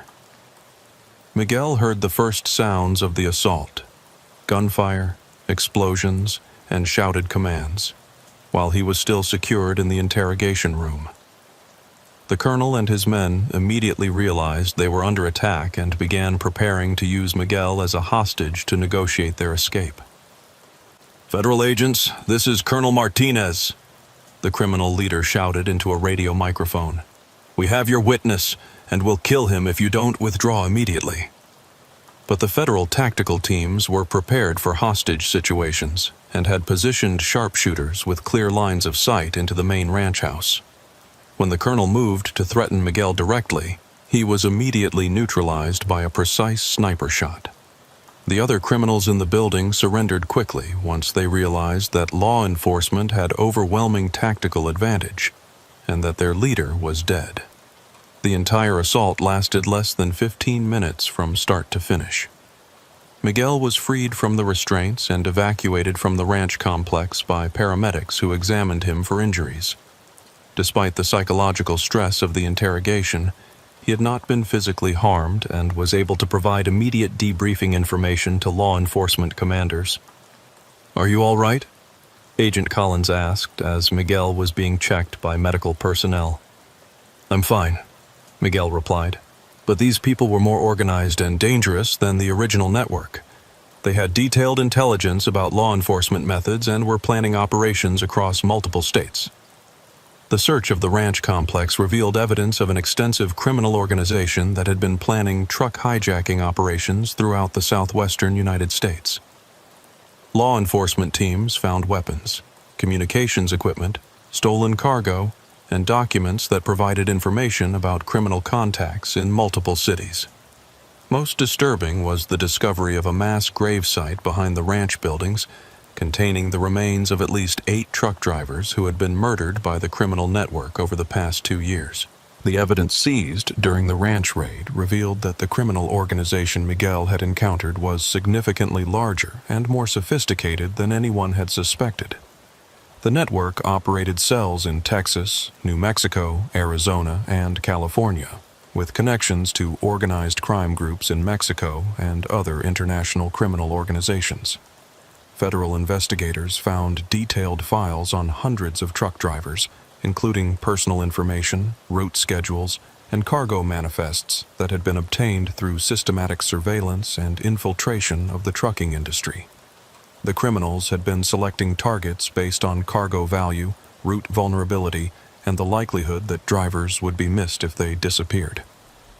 The organization's financial records showed that they had stolen cargo worth over $50 million in the past 3 years, operating a sophisticated fencing network that could quickly dispose of hijacked goods through legitimate-appearing business channels. Most shocking was the discovery that the criminal network had infiltrated multiple trucking companies, truck stops, and even some law enforcement agencies. They had been receiving intelligence from corrupt employees and officials who were being paid to provide information about valuable loads and law enforcement activities. Agent Collins briefed Miguel on the scope of the investigation during his extended debriefing at the FBI field office in San Antonio. This case is going to result in the largest truck hijacking prosecution in U.S. history, she told him. Your courage in participating in this operation has broken up a criminal network that was responsible for hundreds of hijackings and dozens of murders.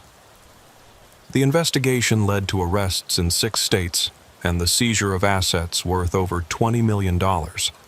Federal prosecutors filed charges against 47 individuals, ranging from low-level operatives to high-ranking organizers who had been directing criminal activities from locations as far away as Miami and Los Angeles. Miguel's testimony would again be crucial for the prosecution, but this time he would be providing evidence about an even more sophisticated and dangerous criminal organization than the one he had first encountered in Dead Man's Canyon. The difference is that this time, we completely dismantled their network, Agent Collins explained. We've arrested their leadership, seized their assets, and eliminated their operational capability. They won't be able to reconstitute their organization or threaten other drivers. But Miguel knew that as long as valuable cargo traveled on remote highways, there would always be criminals willing to prey on truck drivers. His experience had taught him that vigilance and preparation were the only reliable defenses against the dangers that lurked on America's highways. The successful prosecution of the second criminal network had far-reaching effects on the trucking industry and law enforcement approaches to transportation crime. Miguel's case became a model for how drivers and law enforcement could work together to combat organized criminal activity. The Trucking Security Act of 2027, which was passed by Congress in response to the revelations about criminal infiltration of the industry, mandated new security standards for trucking companies, established federal funding for transportation crime task forces, and created whistleblower protections for drivers who reported criminal activity. Miguel was invited to testify before congressional committees about the threats facing truck drivers and the need for enhanced security measures. His first-hand experience with 2 different criminal networks gave him unique credibility when discussing the evolution of threats and the effectiveness of various countermeasures. The criminals are becoming more sophisticated, Miguel told the House Transportation Committee during his testimony. They're using advanced technology, they have better intelligence capabilities, and they're more willing to use violence against anyone who interferes with their operations. Miguel's recommendations led to the establishment of the Federal Transportation Crime Task Force, a multi-agency organization dedicated to investigating and prosecuting criminal networks that targeted the trucking industry. The task force was given resources and authority to coordinate investigations across state lines and to work with international law enforcement partners. The trucking industry also implemented new security protocols based on lessons learned from Miguel's cases. Companies began using encrypted communications, implemented better driver check-in procedures, and established partnerships with law enforcement agencies to share intelligence about potential threats. But perhaps most importantly, Miguel's story became part of the standard training curriculum for new truck drivers. His experiences were used to teach drivers how to recognize dangerous situations, how to respond to criminal threats, and how to work with law enforcement to protect themselves and their colleagues. Every new driver learns about the Miguel Santos protocols, explained Bobby Hutchins, who had become a regional training director at Rio Grande Transport. His experiences have probably saved more lives than we'll ever know. Miguel's reputation within the trucking community had evolved from that of a lucky survivor to a respected expert whose knowledge and experience were considered invaluable for industry safety and security. Despite his success in helping law enforcement combat criminal networks, Miguel's experiences had taken a significant personal toll. The stress of being targeted by dangerous criminals, the responsibility of serving as a witness in major federal cases, and the constant awareness of threats had affected both his health and his family relationships. Miguel's wife, Maria, had been supportive throughout his involvement with law enforcement, but the prolonged stress and security concerns had strained their marriage. The couple had postponed having children because of safety concerns, and Maria had been forced to change her own career plans due to the security restrictions that affected their lives. "I'm proud of what you've done," Maria told Miguel during one of their discussions about their future. "But I want to have a normal life where we're not constantly looking over our shoulders for criminals who want to hurt us." Miguel's physical health had also been affected by years of stress and hypervigilance. He suffered from insomnia, hypertension, and anxiety symptoms that required medical treatment and ongoing counseling. The financial compensation Miguel received for his cooperation with law enforcement had been substantial, but it couldn't offset the personal costs of his involvement in dangerous criminal cases. He had been forced to live with security restrictions that limited his freedom and affected his relationships with friends and family. Miguel consulted with counselors who specialized in helping law enforcement witnesses cope with the psychological effects of their experiences. The counseling helped him understand that his reactions were normal responses to abnormal situations, and that healing would require time and ongoing support. "You've been through experiences that would traumatize anyone," his counselor explained. "The fact that you've maintained your moral courage and continued to help others despite the personal costs shows remarkable strength of character." Miguel also found support from other law enforcement witnesses who had faced similar challenges. The Federal Witness Protection Program provided resources for witnesses who needed ongoing assistance in dealing with the consequences of their cooperation with law enforcement. But Miguel was determined not to let his experiences with criminals define the rest of his life. He wanted to use his knowledge and expertise in ways that would help other drivers while allowing him to build a more normal personal life. 5 years after his first encounter in Dead Man's Canyon, Miguel Santos had become one of the most respected figures in the American trucking industry. His expertise in transportation security was sought after by companies, law enforcement agencies, and industry organizations throughout the country. Miguel established the Santos Transportation Security Institute, a nonprofit organization that provided training and resources to help truck drivers recognize and avoid criminal threats. The institute worked with trucking companies, law enforcement agencies, and government organizations to develop improved security protocols and training programs. "Our mission is to make sure that no driver has to go through what I experienced," Miguel explained during the Institute's founding ceremony. "We want to give drivers the knowledge and tools they need to protect themselves and their cargo from criminal activity." The Institute's training programs were based on Miguel's real-world experiences and included practical instruction in threat recognition, defensive driving, emergency communications, and cooperation with law enforcement. The programs were mandatory for drivers working for many major trucking companies and were endorsed by industry organizations and federal agencies. Miguel also worked as a consultant for law enforcement agencies developing strategies to combat transportation crime.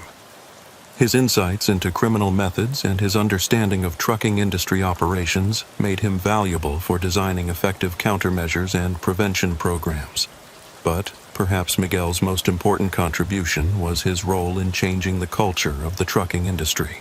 His example had shown that drivers could successfully resist criminal threats, and that cooperation with law enforcement was both possible and beneficial for the entire industry. "Miguel Santos proved that truckers don't have to be victims," said Captain Robert Hayes, who had led the original investigation into the Dead Man's Canyon network. "His courage and intelligence have made all of America's highways safer for truck drivers." Miguel's personal life had also stabilized as the immediate threats from criminal networks diminished.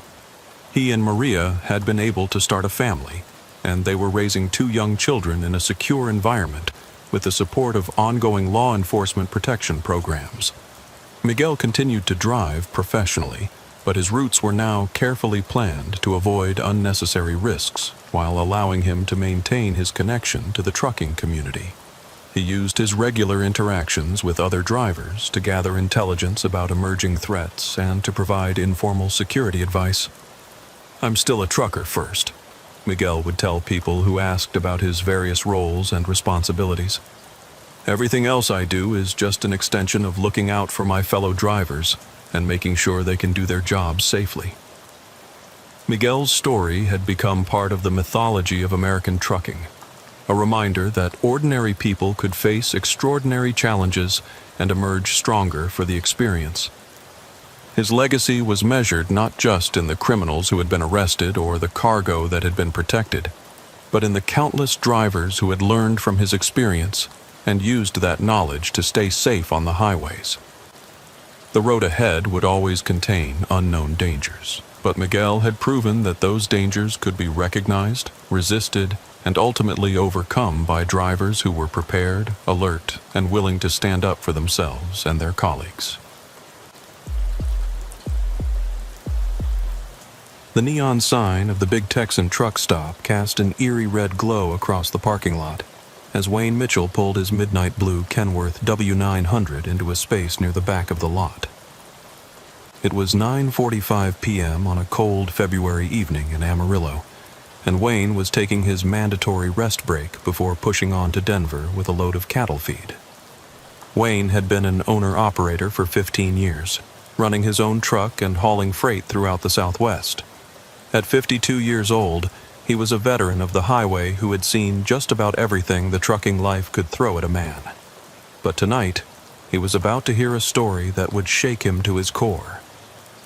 As Wayne completed his post-trip inspection and settled into the driver's lounge with a cup of coffee, he noticed another driver sitting alone at a corner table, staring into his coffee cup with the haunted expression of a man carrying a terrible burden.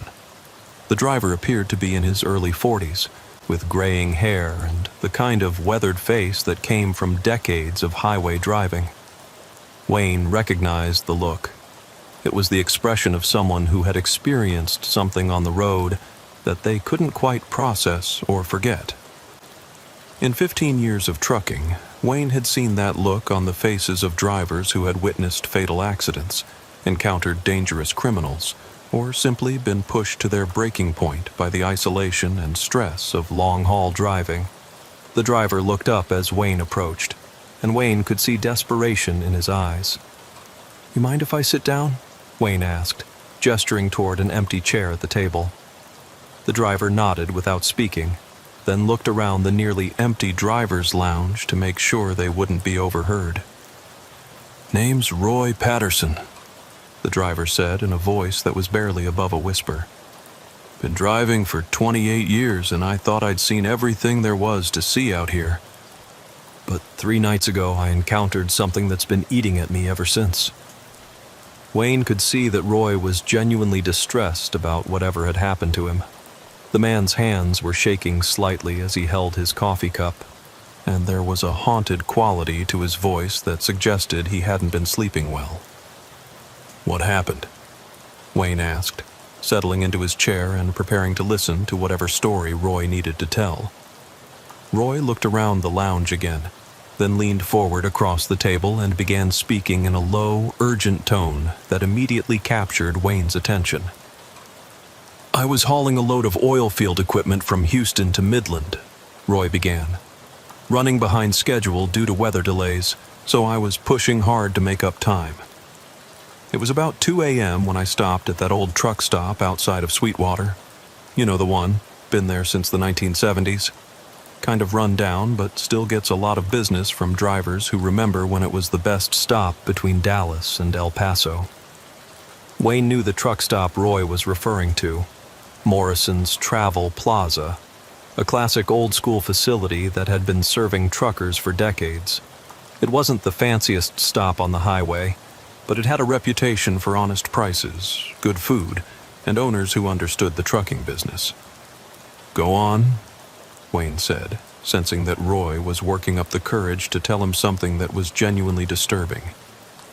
Roy took a sip of his coffee, then continued his story in the same low, haunted tone. "I pulled into Morrison's around 2:15 a.m., planning to grab some fuel and maybe a sandwich before pushing on to Midland. Place was pretty quiet, just a few trucks in the lot, couple of cars at the fuel islands. Normal late-night scene, nothing out of the ordinary." Roy paused, staring into his coffee cup as if he could see the events he was describing replaying in the dark liquid. "I was walking toward the main building when this guy approached me from between 2 parked trucks. He was maybe 35 years old, wearing work clothes that looked like they'd seen better days. But what got my attention was the expression on his face. Pure desperation, like a man who was drowning and looking for someone to throw him a rope." Wayne leaned forward, intrigued by Roy's story and the obvious emotional impact it was having on the normally stoic driver. "The guy says to me, 'Are you a truck driver?' When I said yes, he grabbed my arm. Not aggressive, but like he was afraid I might walk away before he could talk to me. He says, 'I need help. I need someone who travels the highways to help me get word to my family.'" "What kind of word?" Wayne asked. "That's exactly what I asked him. And his answer," Roy shook his head, as if he still couldn't believe what he had heard. "He told me his name was David Hernandez, and that he'd been missing for 3 years. Said his family thought he was dead, but he'd been held prisoner by people who forced him to work at illegal operations throughout West Texas." Roy's voice dropped even lower, and he glanced around the truck stop lounge again to make sure they weren't being overheard. Wayne, this guy was scared out of his mind. He kept looking over his shoulder, jumping at every sound. He told me that he'd finally managed to escape from wherever they'd been keeping him, but that he couldn't go to the police because some of the people who'd been holding him were law enforcement officers. Wayne felt a chill run down his spine. Stories of corruption and criminal activity involving law enforcement weren't uncommon in the remote areas of West Texas, where the vast distances and sparse population created opportunities for illegal operations. "What did he want you to do?" Wayne asked. "He wanted me to contact his wife in San Angelo and tell her that he was alive but in hiding. He gave me her name, Maria Hernandez, and their old address on West Avenue. He said he couldn't call her himself because he was afraid their phones were being monitored by the people who'd been holding him."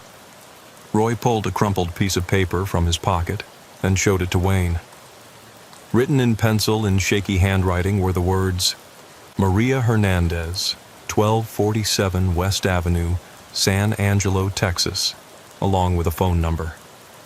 "Did you believe his story?" Wayne asked. Roy was quiet for a long moment, then looked directly at Wayne with eyes that held both conviction and fear. Wayne, I've been driving trucks for almost 30 years. I've met every kind of person you can imagine. Honest folks, criminals, liars, con artists, people who were mentally ill, people who were desperate. And I'm telling you, this man was telling the truth. Whatever had happened to him, it was real, and it was terrible. Roy continued his account, his voice becoming more urgent as he described the rest of his encounter with the desperate stranger. David told me more of his story while we stood there in that truck stop parking lot. He said he'd been driving truck himself back in 2021, hauling loads for a small company out of San Angelo. One night he was making a delivery to what was supposed to be a construction site near Fort Stockton when he was ambushed by armed men who knocked him unconscious. Wayne could see that Roy was becoming more agitated as he recalled the stranger's story. The veteran driver's hands were trembling slightly, and he kept glancing toward the windows as if he expected to see someone watching them. According to David, when he woke up, he was in some kind of compound in the middle of the desert. The people who'd taken him told him that he now worked for them, and that if he tried to escape or contact anyone, they'd kill him and his family. What kind of work were they forcing him to do? Wayne asked, though he was beginning to suspect the answer wouldn't be something he wanted to hear. Moving drugs, Wayne. They had a whole operation set up where they'd use truckers to transport drugs and other illegal cargo throughout Texas, New Mexico, and Mexico. But these weren't willing participants. They were prisoners who'd been kidnapped and forced to work under threat of death. Roy pulled out his phone and showed Wayne a news article he'd found online. The headline read, "San Angelo truck driver missing since September 2021, and included a photograph of a man who matched the description of the person Roy had encountered. "I looked this up after I got home," Roy explained. "David Hernandez really did disappear in September 2021. His truck was found abandoned near Fort Stockton, and the police investigation went nowhere. His family held a memorial service for him in 2022 after he was declared legally dead." Wayne studied the photograph and the article, feeling a growing sense of unease about the implications of Roy's story. If the stranger was telling the truth, it meant there was a criminal organization operating in West Texas that was kidnapping truck drivers and forcing them to participate in illegal activities. "What else did he tell you?" Wayne asked. "He said there were at least a dozen other drivers being held at various locations throughout the region. Some had been there for years, completely cut off from their families and the outside world. The criminals would move them around to different compounds to prevent them from becoming too familiar with any one location." Roy paused and took another sip of his coffee, his hands still shaking slightly. "But here's the part that really scared me, Wayne. David said the reason he was finally able to escape was that the criminals were planning to eliminate some of the older prisoners and replace them with newer kidnapping victims. He overheard them discussing which drivers were going to be retired and realized that he was on the list." The implications of Roy's story were becoming more disturbing with each detail. If accurate, it suggested that a sophisticated criminal network was operating throughout remote areas of Texas, using kidnapped truck drivers as slave labor for drug trafficking operations. Roy reached into his jacket pocket and pulled out a small object that he placed on the table between them. It was a driver's license, worn and faded, but clearly readable in the fluorescent light of the truck stop lounge. "David gave me this," Roy said. "Told me it was proof of who he was and what had happened to him. Said I should show it to his wife when I contacted her." Wayne picked up the license and examined it carefully. It was a Texas commercial driver's license issued to David Hernandez, with an address in San Angelo and an expiration date that would have been current at the time of his disappearance in 2021. "This looks legitimate," Wayne said, though he wasn't an expert in identifying fraudulent documents. "That's what I thought. But there's something else." Roy pulled out his phone and showed Wayne a photograph he had taken. "David also showed me this." The photograph was dark and grainy, obviously taken with poor lighting, but it clearly showed what appeared to be a truck yard or compound with multiple commercial vehicles parked inside a fenced area. Some of the trucks looked abandoned or damaged, while others appeared to be in operational condition. He took this with a phone he managed to steal from one of the guards, Roy explained. Said it showed part of the compound where he'd been held prisoner. Look at those trucks, Wayne. Some of them match the descriptions of vehicles that have been reported stolen or involved in missing driver cases. Wayne studied the photograph more carefully and could see that Roy was right. Several of the trucks in the image appeared to match descriptions he remembered from CB radio broadcasts about missing drivers and stolen vehicles. Did he say where this compound was located? Wayne asked. Somewhere in the desert between Fort Stockton and Sanderson, but he wasn't sure of the exact location. Said they always transported the prisoners in vehicles with covered windows, so they couldn't see landmarks or figure out where they were being taken. Roy put his phone away and leaned back in his chair, looking exhausted by the emotional strain of retelling David's story. Wayne, I've been carrying this information for 3 days, and I don't know what to do with it. I promised David I'd contact his wife, but I'm scared that if I get involved, I might end up in the same situation he was in. Wayne could understand Roy's dilemma. Getting involved in a situation like this could be dangerous, especially if it involved criminal organizations that had demonstrated a willingness to kidnap and murder people. But ignoring the information could mean abandoning other victims who were still being held prisoner. Have you thought about going to the police? Wayne asked. Roy shook his head grimly. David specifically warned me not to trust local law enforcement. He said some of the people guarding the prisoners were wearing police uniforms, and that the criminals seemed to have advance warning whenever law enforcement operations were being planned in their area. Roy's internal struggle was evident as he continued his account of the encounter with David Hernandez. He was clearly torn between his promise to help a desperate man and his fear of getting involved in something that could endanger his own life and family. I went home to Lubbock and spent 2 days thinking about what David had told me, Roy continued. I kept looking at that driver's license and that photograph, wondering if I was holding evidence of crimes that most people couldn't even imagine were happening. Wayne could see the weight of the decision Roy had been carrying.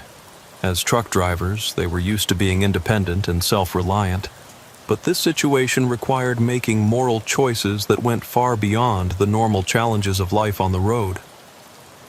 Finally, yesterday morning, I decided I had to at least try to contact his wife.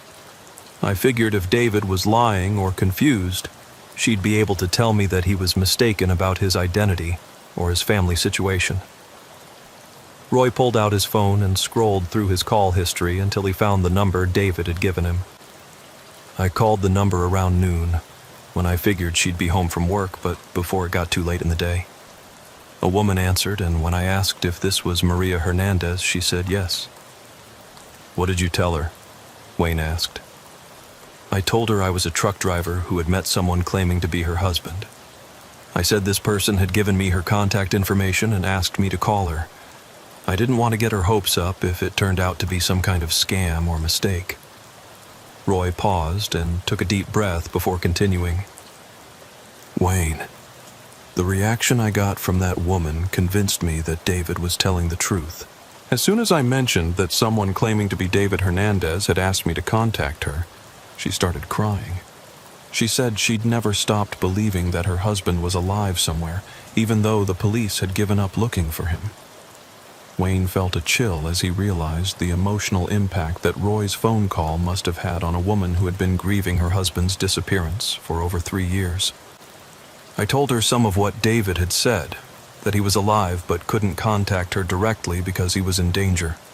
I didn't go into the details about the kidnapping and forced labor because I wasn't sure how much she could handle over the phone. How did she respond? Wayne asked. She asked me dozens of questions. Things only her real husband would know. She asked about their anniversary date, their children's names, where they'd gone on their last vacation. And Wayne, I had answers to all those questions because David had told me those exact details when we talked. Roy showed Wayne a handwritten note that contained personal information about David Hernandez's family, names, dates, addresses, and other details that would be difficult for a stranger to fake convincingly. She also told me something that made me realize how serious this situation really is, Roy continued. She said that about 6 months after David disappeared, she started receiving anonymous phone calls. The caller would tell her that David was dead and that she should stop asking questions about what happened to him. The calls were always from different numbers, and when she tried to trace them, they led to disconnected phones or fake accounts. Wayne was becoming increasingly convinced that Roy's story was genuine and that they were dealing with a serious criminal situation that required law enforcement intervention, despite David's warnings about police corruption. "Roy, this is bigger than just one missing truck driver," Wayne said. "If what you're telling me is true, there's a criminal organization that's been kidnapping people and forcing them into slave labor. We can't handle this on our own." Roy nodded reluctantly. "I know you're right, but I'm scared, Wayne. These people have been operating for years without being caught. They have resources, they have connections, and they've demonstrated that they're willing to kill people to protect their operation." Wayne understood Roy's fear, but he also knew that they had a moral obligation to help David and the other victims who were supposedly being held prisoner. "What if we contacted the FBI instead of local police?" Wayne suggested. "Federal agents would be less likely to be compromised by local corruption, and they'd have the resources to investigate a multi-county criminal operation." Roy considered this suggestion for a moment, then pulled out his phone and showed Wayne another news article he had found. "I've been doing research since I got home," Roy said. "Look at this. It's about a federal task force that's been investigating human trafficking and forced labor operations in the Southwest. They specifically mention cases involving truck drivers who've disappeared under suspicious circumstances." The article described a joint operation between the FBI, DEA, and Border Patrol that had been targeting criminal networks involved in human trafficking, drug smuggling, and forced labor. The task force had made several arrests and had been asking for public cooperation in identifying victims and witnesses. "There's a phone number here for reporting information about suspected trafficking operations," Wayne said, pointing to the bottom of the article. "Maybe this is the right place to start." Roy looked at the article and the phone number, but Wayne could see that he was still hesitant about getting involved with law enforcement. "What if I call them anonymously?" Roy suggested. "I could provide the information about David and the compound location without giving my own name or contact information." Wayne shook his head. "Roy, if this is real, those agents are going to need more than an anonymous tip. They'll need witnesses, evidence, and detailed information about the criminal operation, and they'll probably need David's testimony to build a case that can actually put these people in prison." Roy was quiet for a long moment, staring at his coffee cup and wrestling with the decision that could change his life and potentially put him in danger. Finally, he looked up at Wayne with an expression of grim determination. "You're right," Roy said. "If I don't do something, David and those other drivers will never get home to their families, and more truckers are going to disappear." Roy picked up his phone and dialed the number from the article. The FBI field office in Lubbock took Roy's call seriously, and within 2 hours he was sitting in an interview room with Special Agent Lisa Martinez, who specialized in human trafficking and organized crime investigations. Wayne had accompanied Roy to the FBI office to provide moral support and to serve as a witness to his friend's account of the encounter with David Hernandez. Agent Martinez was a professional woman in her late 30s who had the kind of focused intensity that suggested she had dealt with serious criminal cases before. She listened to Roy's story without interrupting, taking detailed notes and asking clarifying questions about specific details. "Mr. Patterson, the information you've provided is consistent with other intelligence we've been gathering about forced labor operations in West Texas," Agent Martinez said after Roy had finished his account. "We've been investigating reports of missing truck drivers and suspicious activity in the region between Fort Stockton and the Mexican border." Wayne felt a chill as he realized that Roy's encounter with David might be connected to a larger pattern of criminal activity that federal agents were already tracking. "How many other cases are you investigating?" Roy asked. "Over the past 5 years, we've documented 17 cases of commercial truck drivers who disappeared under suspicious circumstances in this region. In most cases, their vehicles were found abandoned, but the drivers were never located." Agent Martinez showed Roy and Wayne a map of West Texas with red pins marking the locations where trucks had been found and where drivers had last been seen. "Look at this pattern," she said, pointing to the cluster of pins in the desert region between Fort Stockton and Sanderson. "Almost all of these incidents occurred within a 50-mile radius of the area where your contact claimed to have been held prisoner." The map made it clear that David's story was not an isolated incident, but part of a systematic pattern of criminal activity that had been ongoing for years. "What happens now?" Wayne asked. "We're going to need Mr. Patterson to work with us to reestablish contact with David Hernandez," Agent Martinez explained. "If he's really a victim of human trafficking, he could provide us with the intelligence we need to locate the criminal operation and rescue other victims." Roy shifted uncomfortably in his chair. "Agent Martinez, David specifically told me that he couldn't trust law enforcement because some of the people holding him prisoner were police officers. That's why we're handling this as a federal investigation rather than involving local agencies," Agent Martinez replied. "We have reason to believe that the criminal network has compromised some local law enforcement personnel, but federal agents wouldn't have the same conflicts of interest." Agent Martinez explained that the FBI had been building a case against what they believed was a sophisticated criminal organization that used various forms of coercion and deception to recruit unwilling participants for illegal activities. "Based on our investigation, this organization has been kidnapping truck drivers, migrant workers, and other vulnerable individuals to use as forced labor in drug trafficking, human smuggling, and other criminal enterprises," she said.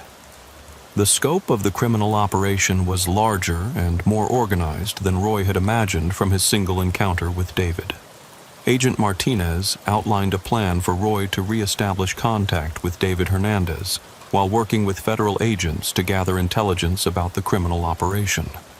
The plan would require Roy to return to Morrison's Travel Plaza and hope that David would approach him again. But this time Roy would be equipped with recording equipment and federal backup. "We believe that David is probably still in the area, trying to find help or gather resources for a more permanent escape," Agent Martinez explained. "Trafficking victims often struggle to reintegrate into normal society, especially if they've been isolated for extended periods." Roy was clearly nervous about the plan, but he agreed to cooperate with the investigation. "What if the criminals realize that I'm working with law enforcement? What if they come after me?" "We'll have surveillance teams monitoring your location, and you'll be equipped with emergency communication equipment," Agent Martinez assured him. "If the situation becomes dangerous, we can extract you immediately." Wayne volunteered to accompany Roy on the operation, both to provide moral support and to serve as an additional witness to any information that David might provide. 2 days later, Roy and Wayne were back at Morrison's Travel Plaza, this time equipped with hidden recording devices and in radio contact with FBI surveillance teams positioned around the truck stop. The plan was for Roy to maintain his normal trucking routine while staying alert for any sign of David. The first night produced no results. Roy and Wayne spent several hours at the truck stop without seeing David or anyone matching his description. But Agent Martinez had warned them that establishing contact might require multiple attempts. On the second night, around 1:30 a.m., Wayne spotted a figure moving between parked trucks in the back section of the lot. The person appeared to be watching the main building while avoiding the well-lit areas near the fuel islands. "Roy, I think he's here," Wayne whispered into his radio microphone. Roy approached the area where Wayne had seen the figure, moving slowly and keeping his hands visible to show that he wasn't a threat. After several minutes of careful maneuvering through the parked trucks, Roy found David hiding behind a trailer. looking even more haggard and frightened than he had during their first encounter. "David, it's Roy Patterson. We talked 3 nights ago. I called your wife like you asked." David emerged from his hiding place, but Wayne could see that he was extremely agitated and paranoid. "Did you bring anyone with you?" David asked, looking around nervously. "Just my friend Wayne. He's another truck driver and he's here to help." David studied Wayne carefully, then seemed to reach a decision about trusting them. "I can't stay here long," David said. "They're looking for me. I think they know I escaped, and they're checking truck stops and other places where I might go for help." David's second encounter with Roy provided much more detailed information about the criminal operation that had held him prisoner for 3 years. Speaking in urgent, whispered tones while constantly watching for potential threats, David described a sophisticated network that was far more extensive than anyone had suspected. "There are at least 4 different compounds that I know of," David explained to Roy and Wayne. "They move prisoners between the locations every few weeks so that no one becomes too familiar with the local geography or develops escape plans." David described the compounds as heavily guarded facilities in remote desert locations, equipped with fencing, surveillance equipment, and armed guards who maintained constant watch over the prisoners. "Most of the guards are ex-military or former law enforcement," David continued. "They know how to run a secure operation, and they have connections that help them stay ahead of legitimate law enforcement investigations." David explained that the prisoners were forced to drive trucks on various illegal missions, transporting drugs from Mexico, moving stolen cargo between states, and sometimes picking up new kidnapping victims who had been lured into traps similar to his own original capture. "They have a whole system for identifying potential targets," David said. "They monitor CB radio traffic, watch social media accounts, and even have informants at truck stops who provide information about drivers who are traveling alone or carrying valuable cargo." Wayne felt sick as he realized the scope of the criminal operation and the level of planning that went into targeting innocent truck drivers. "How many other prisoners are there?" Roy asked. "When I escaped, there were at least 15 other drivers being held at various locations. Some had been there longer than me. There was one guy who said he'd been a prisoner for over 5 years. They told us that if we ever tried to escape or contact anyone, they'd kill us and our families." David provided specific details about the locations of the compounds, the identities of some of the guards and organizers, and the methods used to transport prisoners and illegal cargo. The information was exactly what federal agents needed to plan rescue operations and make arrests. But David also revealed something that made the situation even more urgent than Roy and Wayne had realized. "They're planning to eliminate some of the older prisoners soon," David said. "I heard the guards talking about it before I escaped. They said they needed to make room for new victims, and that some of us had been there too long and knew too much about their operation." The implications were chilling. The criminal organization was apparently planning to murder their long-term prisoners to prevent them from becoming liabilities. David gave Roy additional evidence to support his claims, including photographs he had taken with the stolen phone and written notes describing the locations and security measures of the compounds. "You have to get this information to the FBI," David pleaded. "Those people are going to die if someone doesn't help them soon." Roy immediately transmitted David's information to Agent Martinez and the FBI surveillance teams, who recognized the urgency of the situation and began coordinating an immediate response. Within hours, federal agents, border patrol officers, and specialized tactical teams were mobilizing to assault the criminal compounds and rescue the prisoners. The operation, designated Operation Highway Freedom, involved multiple agencies and over 200 law enforcement personnel. Using David's intelligence about compound locations and security measures, tactical teams simultaneously attacked 4 different facilities scattered throughout the remote desert region of West Texas. Roy, Wayne, and David were evacuated to a secure FBI facility where they could provide additional intelligence and testimony while the rescue operations were conducted. David was placed in protective custody and provided with medical attention for injuries and malnutrition he had suffered during his captivity. The raids were successful beyond anyone's expectations. Federal agents rescued 18 kidnapped truck drivers, 3 migrant workers, and 2 other victims who had been held prisoner for periods ranging from 6 months to over 6 years. They also seized weapons, vehicles, drugs, and financial records that provided evidence of the criminal organization's extensive illegal activities. 37 individuals were arrested in connection with the trafficking operation, including several law enforcement officers who had been providing intelligence and protection to the criminals. The arrested individuals faced federal charges, including kidnapping, human trafficking, drug smuggling, and conspiracy. David was reunited with his wife Maria and their children in an emotional scene at the FBI facility. The family had been separated for over 3 years, and the reunion was covered extensively by local and national media as an example of successful law enforcement cooperation with civilian witnesses. "I never stopped believing that David was alive," Maria told reporters, "and I'll never be able to thank Roy Patterson enough for having the courage to get involved and help bring my husband home." Roy's decision to trust David's story and cooperate with federal investigators had led to the rescue of nearly 24 victims and the dismantling of a criminal operation that had been terrorizing truck drivers throughout the Southwest for years.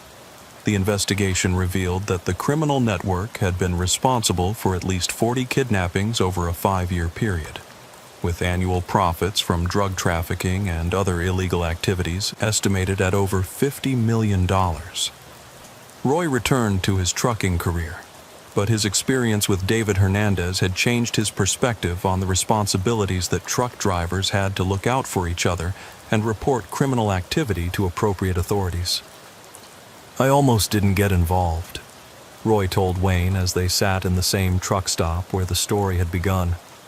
"I was scared, and I didn't want to believe that something so horrible could be happening to people in our industry." Wayne nodded, understanding the moral complexity of the situation Roy had faced.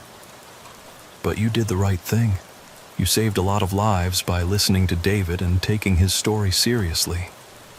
Roy's courage in reporting David's story became legendary within the trucking community, and his experience was used by law enforcement agencies to train officers about the signs of human trafficking and the importance of taking reports from civilian witnesses seriously.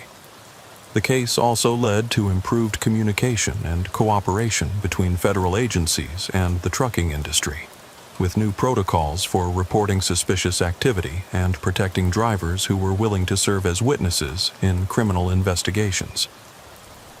David Hernandez eventually returned to truck driving, but he also became an advocate for other trafficking victims and worked with law enforcement agencies to identify and combat criminal operations that targeted transportation workers.